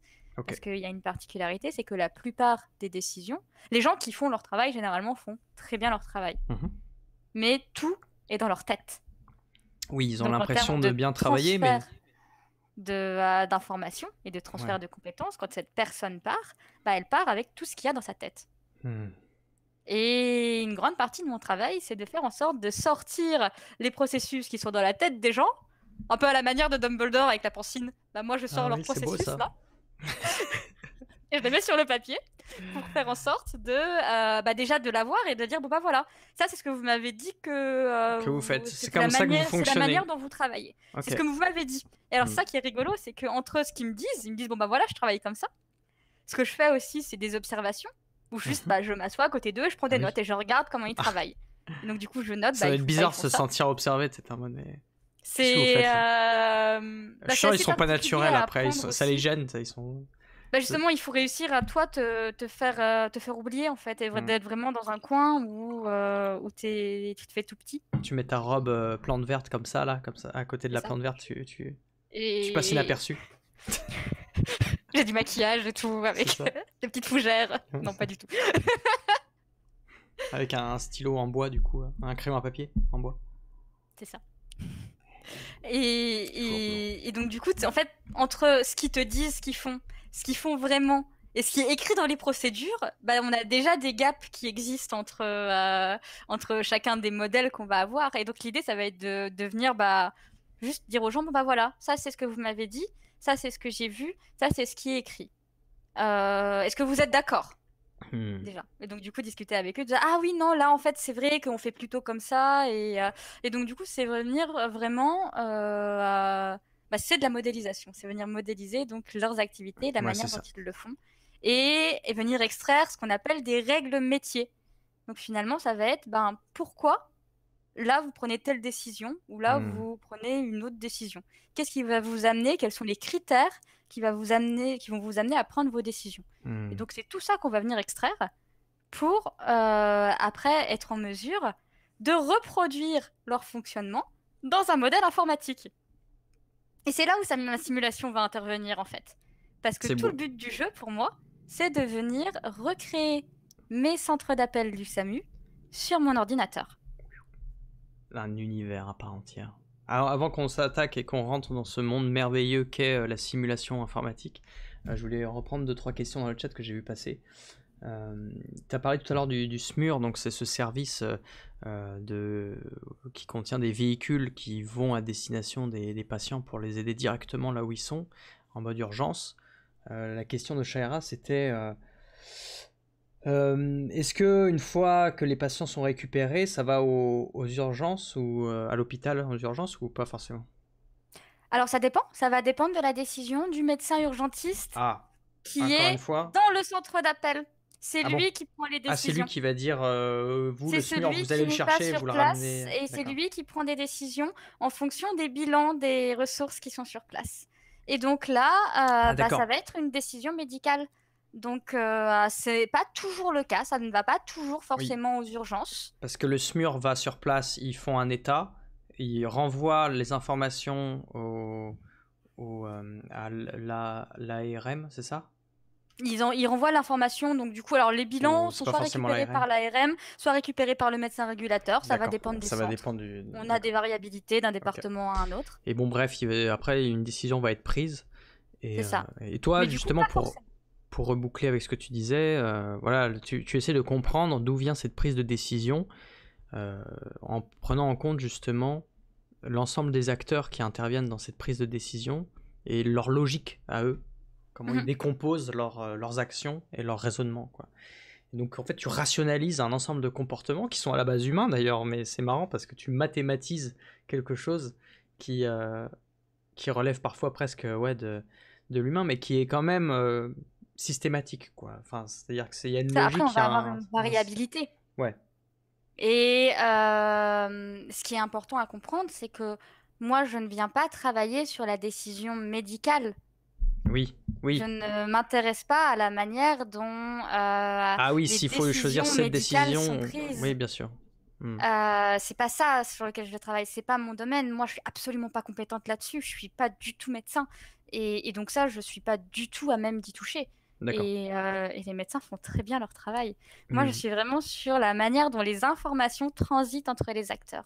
Donc ça va être toute la machinerie qui va permettre de faire en sorte que l'information passe de la bonne personne d'une personne à la bonne personne Oui, le plus rapidement possible oui, pour qu'on puisse le plus rapidement c'est possible ça. apporter secours aux patients. Alors, en fait, il faut garder en tête que là, tu es dans une optimisation du temps et pas dans une optimisation des prises de décision. Il ne s'agit pas de remplacer les humains par des machines, parce que je vois le commentaire de Roger Soleil. En fait, il ne s'agit pas de optimiser là les décisions qui sont prises par les médecins, parce qu'on ne va pas remplacer l'expertise des médecins, mais on va juste leur donner en fait une manière de fonctionner pour leur faire gagner du temps en fait et faire en sorte que le système soit plus fluide et à la fin ça va permettre de qui est-ce qui va sortir gagnant de ça, bah, ça va être les patients quoi, qui vont avoir plus de Exactement. chances de survivre. Je C'est profite important pour de comprendre. saluer Ouais, une des pardon. personnes du chat parce qu'on a un ARM qui est présent dans le chat et qui répond aux questions. Merci. Ah, Et merci du pour les coup, c'est très détails. chouette. Merci, ouais. N'hésitez pas si vous avez d'autres questions dans le chat, on les prend au fur et à mesure. Alors, Mais ouais, tu voulais dire quelque ah, chose? c'est là, non, juste, je viens de voir la question de Roger Soleil. Une IA est-elle envisageable pour remplacer ce fameux chef médecin? C'est Je pas ne ta crois pas. problématique au Alors, fond. c'est pas. Alors, ça va le devenir. C'est des choses sur lesquelles on travaille également. Et donc, la réponse que j'ai apportée, c'est à mon sens, on n'est pas là pour venir remplacer l'humain. on est là pour venir assister. Mm. Et donc, on n'est pas sur des outils de décision, on est sur des outils d'aide à la décision. L'idée, c'est quelle est la quantité d'informations supplémentaires qu'on peut apporter aux professionnels de santé pour les aider à prendre des décisions.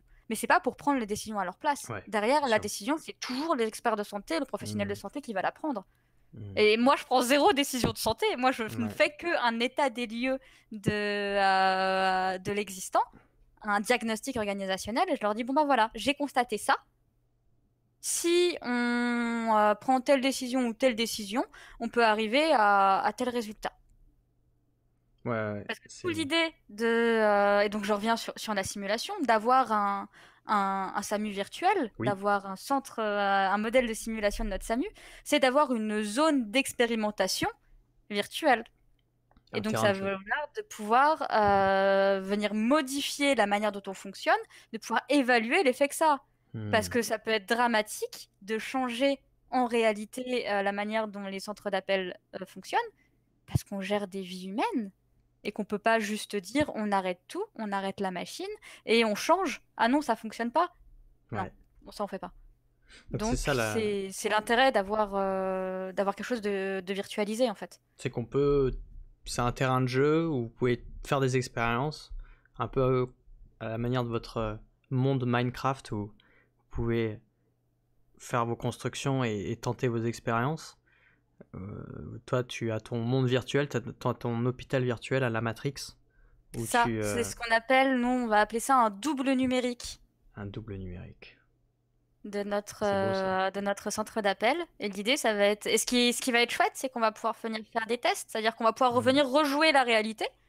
Et donc du coup d'essayer de mieux comprendre, ça va être un outil qui va nous permettre de mieux comprendre comment est-ce que comment est-ce que ça fonctionne, Mm. mais ça va aussi nous permettre de venir nous dire, bah attends, si on avait géré ça différemment, si on avait eu plus de ressources, comment est-ce que ça aurait été géré finalement? Ouais, c'est ça. Si on avait modifié la manière de décrocher l'appel, Mm, comment mm, est-ce mm. Ouais, c'est ça. Tu quel modifies impact les... ça aurait? Tu modifies des conditions et tu vois ce que ça donne. Enfin, tu changes l'univers, quoi. Tu fais des univers Ça. alternatifs. C'est ça qui Exactement, est et tu beau, peux ça. tester des trucs en te disant, mais du coup, Mm. là, si j'ai une crise qui arrive et que j'ai une forte augmentation des appels d'un coup, Mm. bah ça, tu peux le jouer Ouais. aussi et dire, bon, bah Voir ce que ça donne. voilà, je le simule, je vais venir simuler une Mm. augmentation forte des appels et je vais voir comment est-ce que mon centre d'appel réagit. Donc, ça permet aussi de venir tester les limites de nos centres d'appel et de se dire, bah en fait, à partir de combien d'appels est-ce que je sature et est-ce que mon système casse? Ouais. Et donc, du coup, de se dire, bah, en fait, si ça arrive, qu'est-ce que je peux mettre en place pour, bah, un, l'éviter, deux, l'endiguer, et trois, faire en sorte de revenir le plus rapidement à la normale. Donc, c'est des outils qui aussi permettent de mettre en place des scénarios de crise. Et Mm. donc, de mettre en place des plans de crise pour dire, bon, bah voilà, si on a tel cas qui arrive, on peut mettre ça en place. Ça me fait penser, pour rester sur le thème du jeu vidéo, à ce fameux jeu où il faut gérer un hôpital, justement. Comment il s'appelle ce jeu déjà Thème Hospital ou Ouais, c'est ça. Point Je crois- Hospital, la Ouais, nouvelle version. c'est celui-là. Du coup, ça m'a tout de suite fait penser à ça quand tu as parlé d'hôpital virtuel où tu peux gérer et tester des conditions un peu différentes. T'en penses quoi de ce genre de jeu? C'est pas du tout dans la même veine de ce que tu fais, mais disons que est-ce que ça se base quand même sur... Il y a un certain réalisme quand même, enfin je sais pas comment expliquer. Est-ce qu'il y a un rapport où là je suis en train de... Est-ce qu'il y a un rapport? C'est-à-dire, est-ce que pour Je construire pense le que jeu, tu penses pas que dans une certaine mesure, il y a eu les développeurs ont pris en compte un certain nombre de critères. Alors, ils n'ont pas fait une thèse, ils n'ont pas sans doute pas fait des recherches aussi poussées que toi pour modéliser l'hôpital et faire en sorte de faire quelque chose de réaliste. Mais est-ce qu'il n'y a pas une démarche qui peut être un petit peu la même dans... je pense que c'est des jeux qui nous donnent une introduction sur ce qu'est une file d'attente et Mhm. sur la manière de gérer justement bah, ces temps d'attente qu'on va avoir avant d'être pris en charge. Et donc, après, ça va être très lointain et c'est abordé de manière extrêmement ludique. Oui, bien Mais sûr. l'idée, c'est vraiment de se dire que, bah, en fait, c'est ça finalement. Parce que dans Two Point Hospital, qu'est-ce qu'on fait? Bah, c'est avoir les bonnes spécialités, avoir le bon nombre de box. Donc, finalement, Oui, peut-être on pourrait l'utiliser pour tester des problématiques de prise en charge aux urgences et d'encouragement des urgences. Ça fait longtemps que j'ai pas touché à ce jeu-là et Oui. de fait, j'y ai pas touché depuis ma thèse, donc du coup, peut-être que j'aurai une autre vision maintenant. Mais Est-ce que, bah là, pour rester sur le jeu vidéo, parce qu'on est quand même sur Twitch, faut faire honneur un petit peu à tous les gamers du chat, évidemment. Parce que tu parles de simulation d'univers. Est-ce que toi, tu t'es déjà dit, ah, mais tiens, de ce que je fais, j'en pourrais en faire un jeu vidéo, quoi, du coup, je sais pas. Enfin, mais je sais pas. Est-ce que l'idée t'est traversé l'esprit ou pas du tout? alors non, ça m'a jamais traversé l'esprit. Non, mais je suis peut-être complètement à l'arrache, hein, mais j'en sais rien. Moi, ça me fait un peu rêver ces trucs-là de se dire, tu prends des données bon, qui sont à la base réelles, mais tu crées ton propre univers qui est virtuel, même s'il représente la réalité, c'est quand même quelque chose de virtuel. Et donc, après, tu peux créer des scénarios à partir de ça. Moi, en fait, j'y vois vraiment des applications vidéoludiques, mais après, peut-être, c'est pas du tout le cas. Enfin, Après, ce que je trouverais génial, ce serait d'utiliser cette base vidéoludique comme outil de recherche et donc de laisser un jeu un peu bac à sable où on propose aux gens donc de venir gérer un centre d'appel, un service hospitalier avec beaucoup de contraintes et de leur dire bah voilà, enfin finalement, qu'est-ce que vous changeriez pour essayer d'améliorer la situation. Et donc, du coup, de voir les propositions, ça pourrait être à des... On ne sait pas, peut-être on aurait des propositions étonnantes. Ouais.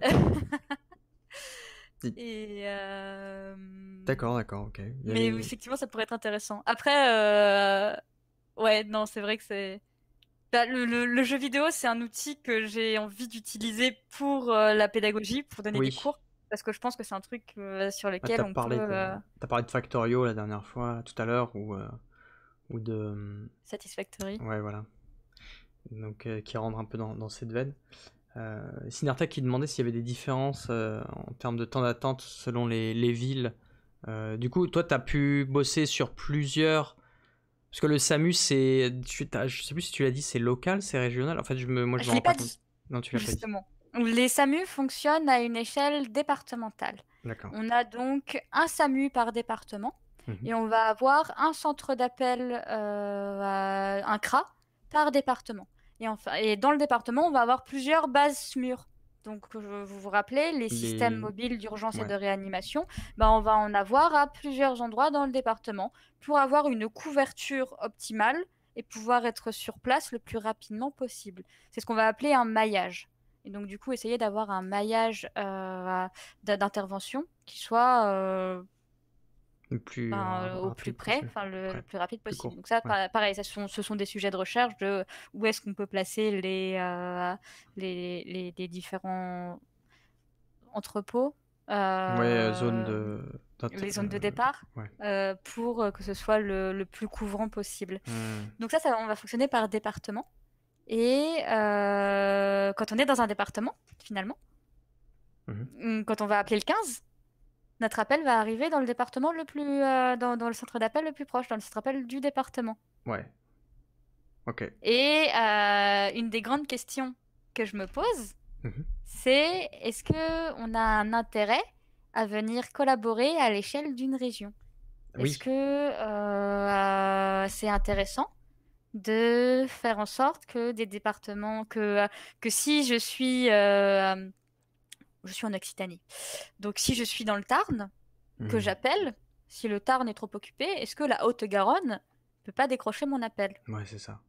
Et donc du coup, ça, c'est des questions qu'on se pose.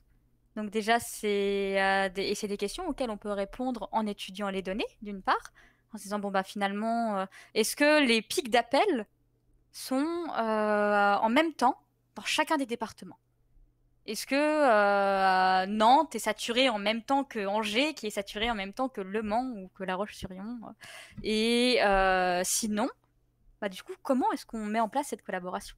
Et donc, du coup, ça, c'est des questions auxquelles j'essaye de répondre en ce moment en développant des modèles de collaboration supradépartementale. Donc, à l'échelle de la région. D'accord. Ok, c'est super intéressant. Désolé de t'interrompre, je voudrais remercier Bande Dessinée qui vient de nous raid avec 4 viewers. Bienvenue à tous. Merci d'être là. On est en train de parler des travaux de Eva qui concernent l'utilisation d'outils mathématiques pour modéliser les systèmes de santé dont là on parle beaucoup du SAMU, et comment, grâce aux mathématiques, eh bien, on peut être capable de fluidifier un peu les systèmes au sens de gagner du temps sur certaines opérations, dans l'objectif ici étant de eh bien, sauver un maximum de patients du coup. Et donc on parle des outils qu'elle utilise et comment elle, au quotidien en fait, elle travaille, et c'est super intéressant.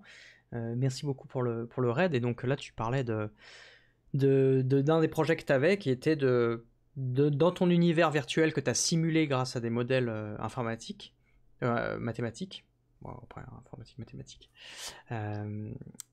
du coup tu es capable d'avoir un univers différent de celui qu'on a actuellement, parce que actuellement on fonctionne plutôt par département. Le SAMU, tu disais, est par département, et C'est ça. toi tu essaies de répondre à la question et si au lieu d'être C'est au est-ce niveau que c'est départemental, intéressant de voilà, travailler à une échelle régionale? au lieu de départemental. Et quand tu dis intéressant, c'est est-ce qu'on gagnerait du temps? Est-ce que ce serait plus rapide, on va dire? Est-ce que le patient C'est serait ça, c'est en traité plus fait rapidement, en fait? la question plus précise que je me pose, en gros, c'est est-ce que travailler à une échelle départementale a un effet positif sur le temps d'attente avant de décrocher des appels? Est-ce qu'on Ok. peut décrocher des appels plus rapidement avec une gestion départementale? Et la deuxième question qu'il va falloir se poser, c'est on les décroche plus rapidement, mais est-ce qu'on les traite aussi efficacement aussi? Ou est-ce qu'on a une perte d'efficacité quand on passe d'un département à un autre? Est-ce que t'as des réponses là? Est-ce que tu peux C'est en nous donner cours! un scoop? Tu peux pas teaser parce que t'as peur qu'on te vole tes données et tes résultats de recherche, c'est ça? Non, non, mais c'est juste que j'ai pas suffisamment de données pour avoir des conclusions qui soient là en l'état, qui soient Allez. fiables, non? Non, Juste. j'ai pas assez de données, je prends pas de conclusions. Allez, mais fais comme tous Sans- ces chercheurs là, fais comme tous ces savants sur Non, BFM là. Dis-nous quelque chose, même si c'est faux. C'est important. Les gens veulent savoir. Alors, faut dire des choses là. je ne sais pas encore. J'ai besoin de plus d'informations et de temps pour. Ah là là, tu es bien. Tu as une intégrité bien trop importante. Tu tiens trop à tes valeurs de bonne chercheuse. C'est bien. Tu respectes tes principes. Bah, C'était un test. je commence à peine, donc ce serait quand même terrible Je de. t'ai tenté le diable et puis tu as résisté, bravo.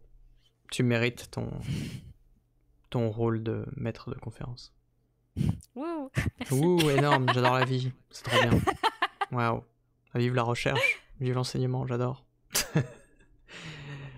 Ok, bah c'est cool ça, c'est super sympa cette petite explication autour de l'univers virtuel. Il y a une autre chose sur laquelle tu travailles, là tu as parlé du côté entre passer du départemental au régional, mais est-ce qu'il y a une autre question à laquelle tu essaies de répondre, que tu pourrais nous Après, on expliquer? va avoir d'autres questions qui vont se poser. On est en train aussi de s'intéresser à tout ce qui va être analyse du langage. Et donc, du coup, en étudiant les bandes audio, essayer de comprendre comment est-ce que on peut identifier en amont des arrêts cardiaques, par exemple, en utilisant justement à l'aide de l'intelligence artificielle. Mais là, moi, je découvre encore ce domaine-là et ça en est vraiment aux prémices, quoi. Mais c'est des travaux qui peuvent être envisagés. L'idée, c'est vraiment de voir quels sont les outils et quelles sont les informations qu'on peut aller chercher pour permettre aux professionnels de santé de travailler plus efficacement. Mais là, pour le coup, il faut avoir des connaissances en médecine. Enfin, je veux dire, là, De toute façon, alors déjà, tous mes travaux de recherche sont faits en partenariat oui, c'est ça. avec des médecins et avec des ARM et avec des SAMU. Ma thèse, par exemple, je l'ai faite avec les SAMU d'Aveyron, du Tarn et de Haute-Garonne. Et là, en ce moment, le projet que j'ai, c'est avec les SAMU du Pays de la Loire. Donc, je travaille avec le SAMU 44 de Nantes, 85 La Roche-sur-Yon, 49 Angers, Le Mans Je suis nul en C'est... géographie, hein. Faut pas me regarder. Ah, Là, le Mans, je sais plus. là, Et 53, Laval, la Mayenne. Euh, C'est bon, c'est fini. oui, donc Les numéros. bah, je travaille avec les 5 départements de D'accord. la région Pays de T'aurais la pu Loire. dire n'importe quel numéro, j'aurais fait. Ouais, énorme. Mais du coup, oui, j'ai appris beaucoup de C'est départements en bien fait, ça. avec ce qui est très intéressant, c'est qu'en France, on a des territoires qui sont très variés. On va avoir des territoires montagneux, on va avoir des territoires littoraux, on va avoir des territoires avec des grosses métropoles, des territoires qui vont être des déserts médicaux, et on a une grande diversité. Et une question à laquelle j'ai très envie de m'intéresser aussi dans mes recherches, Mhm. c'est comment est-ce qu'on peut prendre en compte ces diversités territoriales pour développer des systèmes de santé qui permettent à la population d'avoir un accès aux soins. Et donc, du coup, l'idée, c'est comment est-ce qu'on attaque le problème des déserts médicaux. Ah Qu'est-ce qu'on ouais. peut mettre en place pour venir Les améliorer endroits où il y a personne, quoi, ces pour les décisions-là. soigner. C'est des sujets de recherche sur lesquels j'aimerais bien travailler. Est-ce que les centres téléphoniques font appel à de l'interprétariat téléphonique pour les publics qui ne parlent pas français? Est-ce que En- de l'interprète pour les publics... Alors, C'est quoi l'interprétariat? Moi, je sais pas ce que ça veut dire. des personnes qui parlent anglais, C'est avoir par des exemple, ou qui interprètes? parlent d'autres langues? Interprète! Avoir quelqu'un au téléphone qui est traduit directement. Euh, C'est vrai, ça, si t'es étranger, que t'es en France, tu sais pas parler français. Et si les Alors, médecins, les ARM parlent anglais, du coup? donc on a certains ARM qui ont des... En fait, on va avoir des poules par compétences. Des Donc du poules? coup, enfin, on va avoir des Les catégories animaux? d'agents Ah par non, compétences. Non, pas des poules. ok. Pardon, pas des gallinacés. Ouais, ouais. On va Pas avoir la des galinette catégories cendrée. d'agents par compétences. Mhm. Enfin, ça dépend des départements. Je sais qu'à Nantes, en tout cas, on a des ARM qui parlent anglais. Et quand on appelle le SAMU, on peut avoir accès à des choix. Et Mhm. donc, du coup, être redirigé vers le standard en anglais, notamment. Donc, du coup, avoir des ressources anglophones. D'accord. J'avais une question de moi-même. J'ai ma propre question. Non, je voulais savoir dans quelle mesure les travaux que tu as fait jusqu'à maintenant, ils ont pu être pris en compte justement dans le vrai fonctionnement actuel des SAMU. Est-ce que euh, les travaux que tu as pu faire, ça a servi concrètement ou pour le moment c'est encore à l'état de modèles qui sont pas encore appliqués? Je sais pas. Alors, oui, ça a servi Mhm. parce que, en parallèle de ma thèse, alors, un des résultats principaux de ma thèse, c'est la mise en place d'un pré-triage au décroché de l'appel. Donc, l'idée, c'est de se dire, quand on a un appel qui arrive, Ouais. on va essayer de faire en sorte d'identifier le plus rapidement possible quelle est sa gravité pour pouvoir l'orienter vers la bonne décision. Mhm. Donc, du coup, d'avoir des ressources en amont, d'avoir un premier niveau d'ARM qui va venir faire cette identification, ce tri rapide, ce triage rapide. Et donc, dans ma thèse, j'ai passé du temps à évaluer les impacts de ce tri sur la qualité de service. Et donc, du coup, comment est-ce que ça vient améliorer la qualité de service? Et bah, ça a des effets qui sont plutôt positifs. Enfin, mes simulations ont montré que les effets étaient plutôt positifs et qu'on Mhm. pouvait avoir des gains significatifs et permettre, d'atteindre des indicateurs de performance, de qualité de service. Enfin, de faire en sorte que les appels soient décrochés en moins de 60 secondes, en moins d'une D'accord. minute déjà. Et notamment, je sais qu'à Nantes, en ce moment, on a... C'était déjà prévu avant, mais Mhm. avec le système d'accès aux soins, le SAS, service d'accès aux soins, service d'accès aux soins, il me semble, D'accord.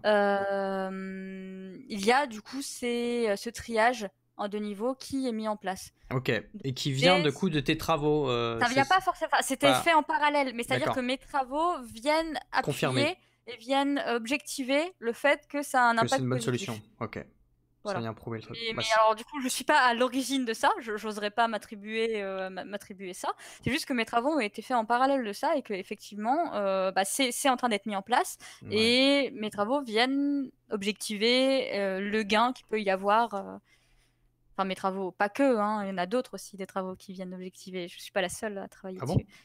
Je croyais On a que d'autres c'était grâce à personnes. toi que tout le SAMU fonctionne. Non, c'est grâce au personnel de santé que le SAMU fonctionne. Non, mais c'est pas ce que je voulais dire. C'est... Ah là là, ça y est, je me Enfin, sens mal. quand même, Robin. Quand même. Mais non, mais ce que je veux dire, c'est qu'il faut pas te minimiser les travaux que t'as pu faire, là. T'avais une chance de dire, ouais, je suis trop forte, regardez, j'ai tout révolutionné. Et t'es resté dans ta modestie. C'est bien, c'était un autre test du diable que je suis. Je me fais tester ce soir, je n'étais pas prête. Non, mais c'est moi, je suis un peu... je suis malin. J'ai le malin en moi. Je sais plus ce que je voulais dire. Faut que j'arrête avec mes bêtises. Si, j'avais une autre question. C'était dans quelle mesure tu t'es intéressé au système étranger, parce qu'à un moment, on a parlé justement du système canadien-américain. Dans quelle mesure tu pourrais, par exemple, t'intéresser à d'autres pays, comment ils fonctionnent, et te dire, ah bah en fait, là, si j'essaye de comprendre un peu leur processus et tout, en fait, c'est intéressant comment ils font. Est-ce que moi, je prendrais pas certains éléments de ce qu'ils font et j'appliquerais ça à mon modèle? Ça fait partie des axes de recherche, par exemple, ça ou Exactement. Donc, il y a une nécessité au niveau des systèmes d'urgence de venir caractériser Ouais. leur fonctionnement. Donc, du coup, de venir essayer de comprendre, de classifier comment est-ce que les systèmes d'urgence fonctionnent à travers le monde. Tout à l'heure, je vous ai expliqué que en France, qu'on avait cette particularité d'avoir un médecin urgentiste présent à chaque étape de la prise en charge d'urgence, et qui était une particularité qui provient de la France. Et donc ça, c'est ce qu'on va appeler notamment le stay and play, où on va faire en sorte d'amener l'hôpital au patient. Et donc, du coup, de venir stabiliser et soigner le plus rapidement possible le patient. D'accord. Là où les modèles qui va être plus nord-américain ou même britannique va être en ce qu'on appelle un scoop and run, où ils vont faire en sorte d'amener le plus rapidement possible le patient à l'hôpital.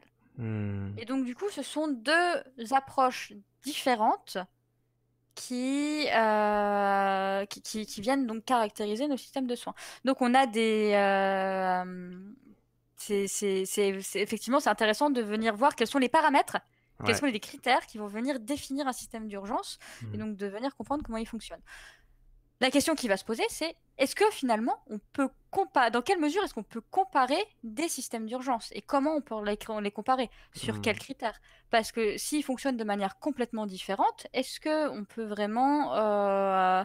c'est compliqué de venir dire celui-là, il fonctionne mieux. Sur quels critères on peut comparer Il fonctionne mieux ça? sur quoi? Comment est-ce qu'on et donc quels critères on prend pour cette évaluation?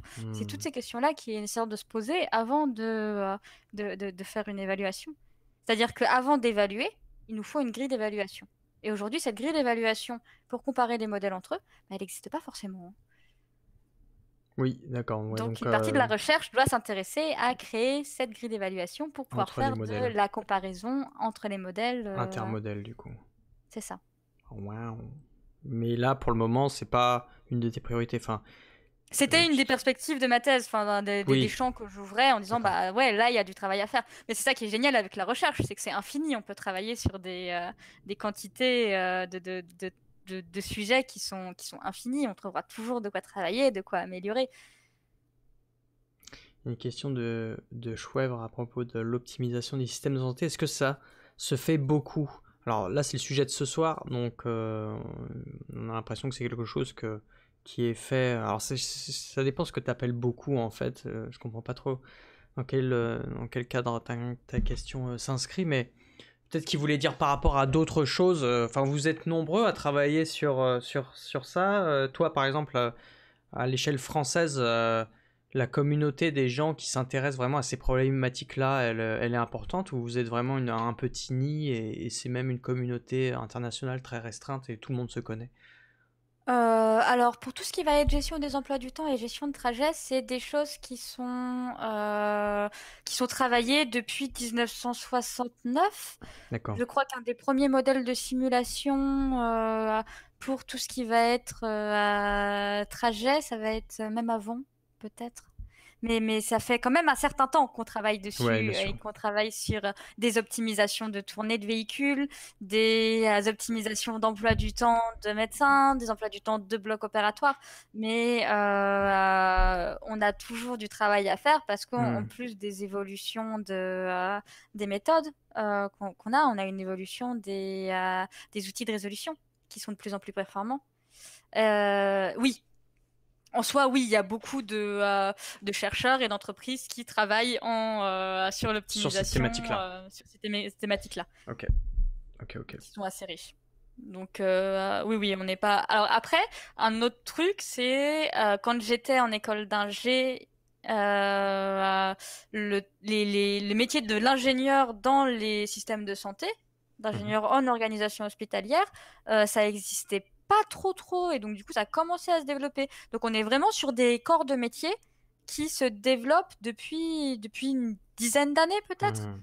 où on Donc c'est va un peu nouveau trouver quand même. des ingénieurs de l'organisation des systèmes de santé Spécialisé là-dedans, quoi. C'est spécialisés là-dedans, et on a des masters qui se. Donc du coup, qui là, fait les une majeure communautés là-dessus, sont quoi. plus jeunes, Ouais. mais tout ce qui va être optimisation, emploi du temps, gestion des trajets, ça fait des années et des années que c'est Ouais, des sujets qui sont c'est... traités. Ok. Et juste par curiosité, il y a des colloques qui sont organisés sur ces problématiques, des, des conférences, des choses comme ça. Toi, en tant que chercheur, chercheuse, pardon, tu t'es amené à discuter de ces problématiques-là lors de conférences, par exemple, juste Tout pour à fait. décrire un peu, ouais, c'est ça? Ouais. Ouais, je vais avoir plusieurs types de conférences. Je vais avoir les conférences vraiment qui vont être du domaine, donc du coup des conférences notamment en simulation, où donc du coup là on va plus partir du côté technique. Mais je vais Mhm. aussi avoir des conférences qui vont plus être partir du métier, et donc du coup qui vont être des conférences sur les métiers de la santé.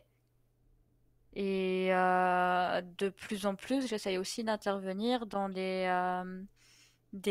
conférences auprès de personnels médicaux, où donc du coup on a de l'interdisciplinarité, où donc du coup de venir présenter mes travaux à des médecins directement. Ok, super, merci pour la réponse. Roger Soleil qui repose une question, il demande si il y a des variables sensibles qui ressortent fréquemment, voire systématiquement, entre les différents modèles internationaux de soins. Euh, Parce que tout à l'heure, tu as parlé de la difficulté de comparer ces modèles-là, parce que ils fonctionnent, ils n'ont pas la même mentalité pour fonctionner. Euh, mais est-ce qu'il y a des points communs, peut-être Alors, on peut avoir des critères. Pardon, je récupère juste les références que donne Estedel, ça m'intéresse. Yes. Euh, donc, on a des critères qui permettent de l'idée, c'est de trouver des critères qui permettent de les classifier. Ouais. Donc, savoir si on a Déjà, est-ce qu'on a des systèmes d'urgence? Parce qu'en fait, ça va être une des premières questions. Tous les pays n'ont pas Pas de forcément des système systèmes d'urgence.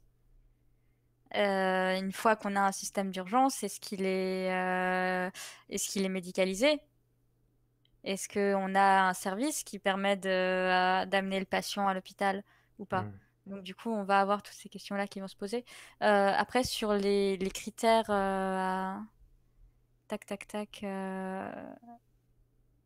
Les critères les sensibles, variables quoi. sensibles, je n'aurai pas de réponse à donner. Là, Ouais. j'ai pas, j'ai pas Justement, je l'information. voulais rebondir sur ce que tu disais par rapport à des pays qui seraient pas équipés de tels systèmes. Est-ce que tu t'es intéressé dans le cadre de ta recherche à ce type de pays et voir comment mettre en place un système justement? Ou alors c'est encore d'autres problématiques qui sont plus compliquées à tacler pour le coup? Ou c'est un truc qui... Peut-être tu l'as jamais fait, mais est-ce que ça t'intéresserait toi de... Alors, je l'ai survolé dans ma revue de littérature lors de l'écriture de ma thèse pour venir justement classifier, mais c'est Mhm. clairement pas sur ces systèmes-là que je me suis focalisée, Oui, bien sûr. puisque moi j'ai vraiment fait une étude qui est focalisée sur le système français. Mhm. Après, c'est des modèles enfin des systèmes que je trouve extrêmement intéressants et où il y a énormément à apporter. Et une des particularités de mon laboratoire, c'est aussi de s'intéresser à tout ce qui va être logistique humanitaire. Et donc, du coup, de comment est-ce qu'on peut gérer l'urgence au niveau des structures humanitaires. Ok. Et donc, l'apport de matériaux, de couverture, de supply, j'ai pas le mot, Ouais, de c'est de fourniture, fourniture. fourniture, Ouais, je pense. lors de crises humanitaires. Et ouais, ça me plairait de travailler là-dedans parce que, ben, encore une fois, c'est de la recherche utile et c'est de la recherche qui permet aux experts du terrain de mieux faire leur travail. Et c'est vraiment ça qui Qui te m'anime passionne. dans ce métier, c'est Hmm. d'avoir l'opportunité de répondre à des problématiques concrètes. Ouais, Et ça, c'est assez génial. c'est beau. Je pense que c'est sur ces belles paroles qu'on va progressivement se quitter. Je prenais éventuellement quelques dernières questions du chat, mais on arrive à l'heure fatidique, puisque ça fait bientôt 2 heures qu'on est ensemble. Le temps est passé super vite, n'est-ce pas? Merci beaucoup Eva déjà pour cet échange incroyable. On va pas trop tarder à rendre l'antenne, mais c'est super beau ce que tu dis parce que on sent que c'est un métier passion quelque part, enfin que tu te donnes vraiment dans tes recherches parce qu'il y a un but qui est très altruiste, très humain au final.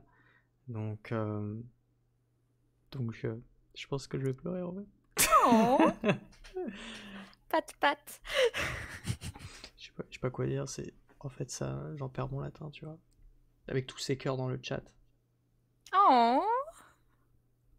Le chat est trop chou. Est-ce que tes travaux impliquent également les plateformes communes 15-18 et le numéro typique 112 comme tu souhaites la Fédération des sapeurs-pompiers? Comme le souhaite la Fédération pardon, des sapeurs-pompiers de France. Alors, Yann, pour répondre à ta question, c'est quelque chose que j'aurais envie de tester parce qu'en fait, je le vois, c'est une polémique qui revient souvent de tout le monde qui dit bah, il nous faut des plateformes communes, il nous faut des plateformes communes. Moi, ma position là-dessus, c'est bah, avant de dire qu'il nous faut des plateformes communes, je voudrais évaluer si c'est intéressant ou pas. Ouais. Et donc, du coup, de venir faire une étude quantitative qui nous permet d'évaluer concrètement qu'est-ce que ça apporte de manière factuelle et pas juste de faire une décision au doigt mouillé en disant non, non, mais ça devrait être mieux. Ouais. Il faut toujours du temps pour comprendre les systèmes et suggérer les bonnes idées. Parce que les études au doigt mouillé, effectivement, c'est jamais des solutions qui marchent instantanément comme ça. Et Tout de moi, je suite. ne suis pas une décisionnaire politique, je ne prends pas de décision politique, je suis juste là pour apporter des analyses quantitatives qui soient la plus objectives possible. Et Ouais. je pense qu'en fait, c'est ça le rôle des scientifiques aussi, c'est de venir donner une vision objective des choses. C'est beau ce que tu racontes. Merci Eva, merci d'avoir ces valeurs, parce que tout le monde n'est pas comme toi, et c'est les gens comme toi qui permettent de faire remonter le niveau humain de notre société. Bravo.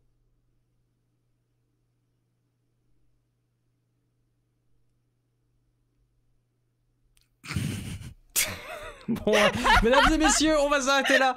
Des bisous, c'était extraordinaire. Merci beaucoup Eva d'avoir fait cette incroyable discussion. En tout cas, le chat a l'air d'être aussi plein de tout cœur avec nous et t'encourage vivement de continuer sur cette voie-là. Merci énormément. N'hésitez pas à dire ce que vous en avez pensé dans le chat de cette soirée qu'on a passée en compagnie de Eva Petit-Demange.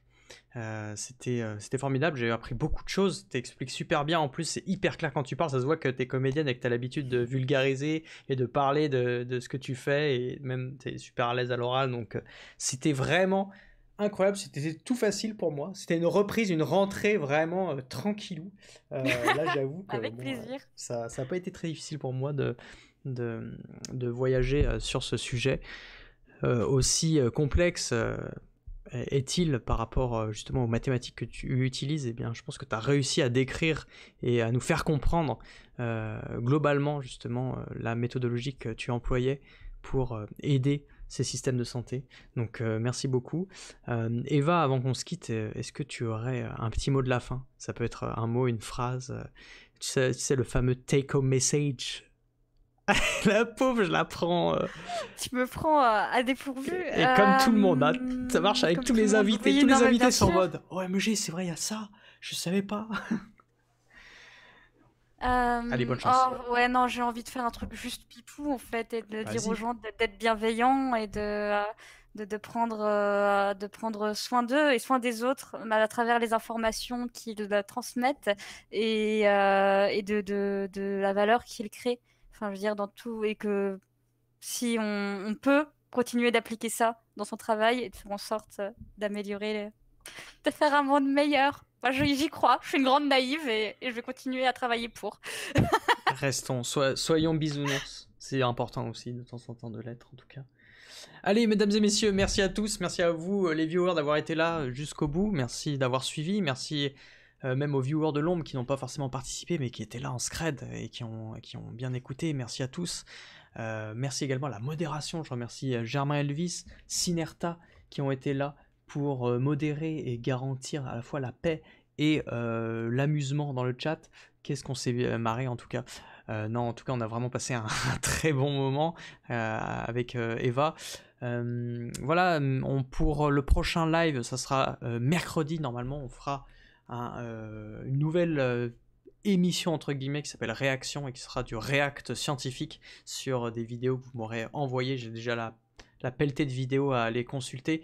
Dans tous les cas, n'oubliez pas de nous suivre sur les réseaux. Je parle aussi bien d'Eva que de moi, puisque Eva, toi aussi, si on veut en savoir plus un peu sur ton métier, suivre un peu tes communications, que ce soit sur tes recherches ou même par rapport au Science Comedy Show, eh bien il faut te suivre sur les réseaux. Donc tu as à la fois Twitter et Instagram au-dessus là, n'oubliez pas. Donc allez suivre Eva pour en savoir davantage et ne rater aucune des actualités. De mon côté, voilà, pareil, j'ai les réseaux, vous connaissez les bails. En particulier Discord, suivez Discord POC Science et le Discord de Tout ce qu'on prend pour qu'on continue d'échanger entre nous, avec la communauté, qu'on arrive à développer un petit peu plus cet esprit communautaire entre nous. Et voilà, n'hésitez pas aussi à rejoindre Discord. Pourquoi ? Pour proposer des vidéos qu'on verra pour le React scientifique de mercredi. À 19h si tout se passe bien, on fera ce petit react sympa. Voilà. Mesdames et messieurs, je vais vous quitter, je vais faire un petit raid avant qu'on se quitte, s'il est de bonne augure, de bonne tradition, je sais pas comment on dit, de faire le petit raid des familles. Qui est-ce qu'on n'a pas raidé depuis longtemps ? Il y a beaucoup de monde en plus qui stream ce soir. J'hésite. Il y a Kathleen Fabrique qu'on n'a pas raidé depuis super longtemps. Il y a pas mal de gens de POC Science qui sont présents. On va rester. On va faire un peu les chauvins et aller raider POC Science parce que c'est important de soutenir les copains. Donc, je vais vous envoyer chez Kathleen. La décision a été prise, mesdames et messieurs. Il y aura d'autres moments où je vous proposerai de faire des raids. Ne vous inquiétez pas. Enfin, de raider quelqu'un en particulier. Mais là, ça fait un petit moment qu'on n'est pas allé chez Kathleen. Donc, pourquoi pas. Allez, merci à tous. Je vous embrasse, je vous souhaite une très bonne soirée et je vous dis peut-être à mercredi pour les plus courageux d'entre vous. Des bisous, merci à tous, ciao, bye bye, salut, au revoir, on dit au revoir Eva, au revoir. Pardon, au revoir. Au revoir.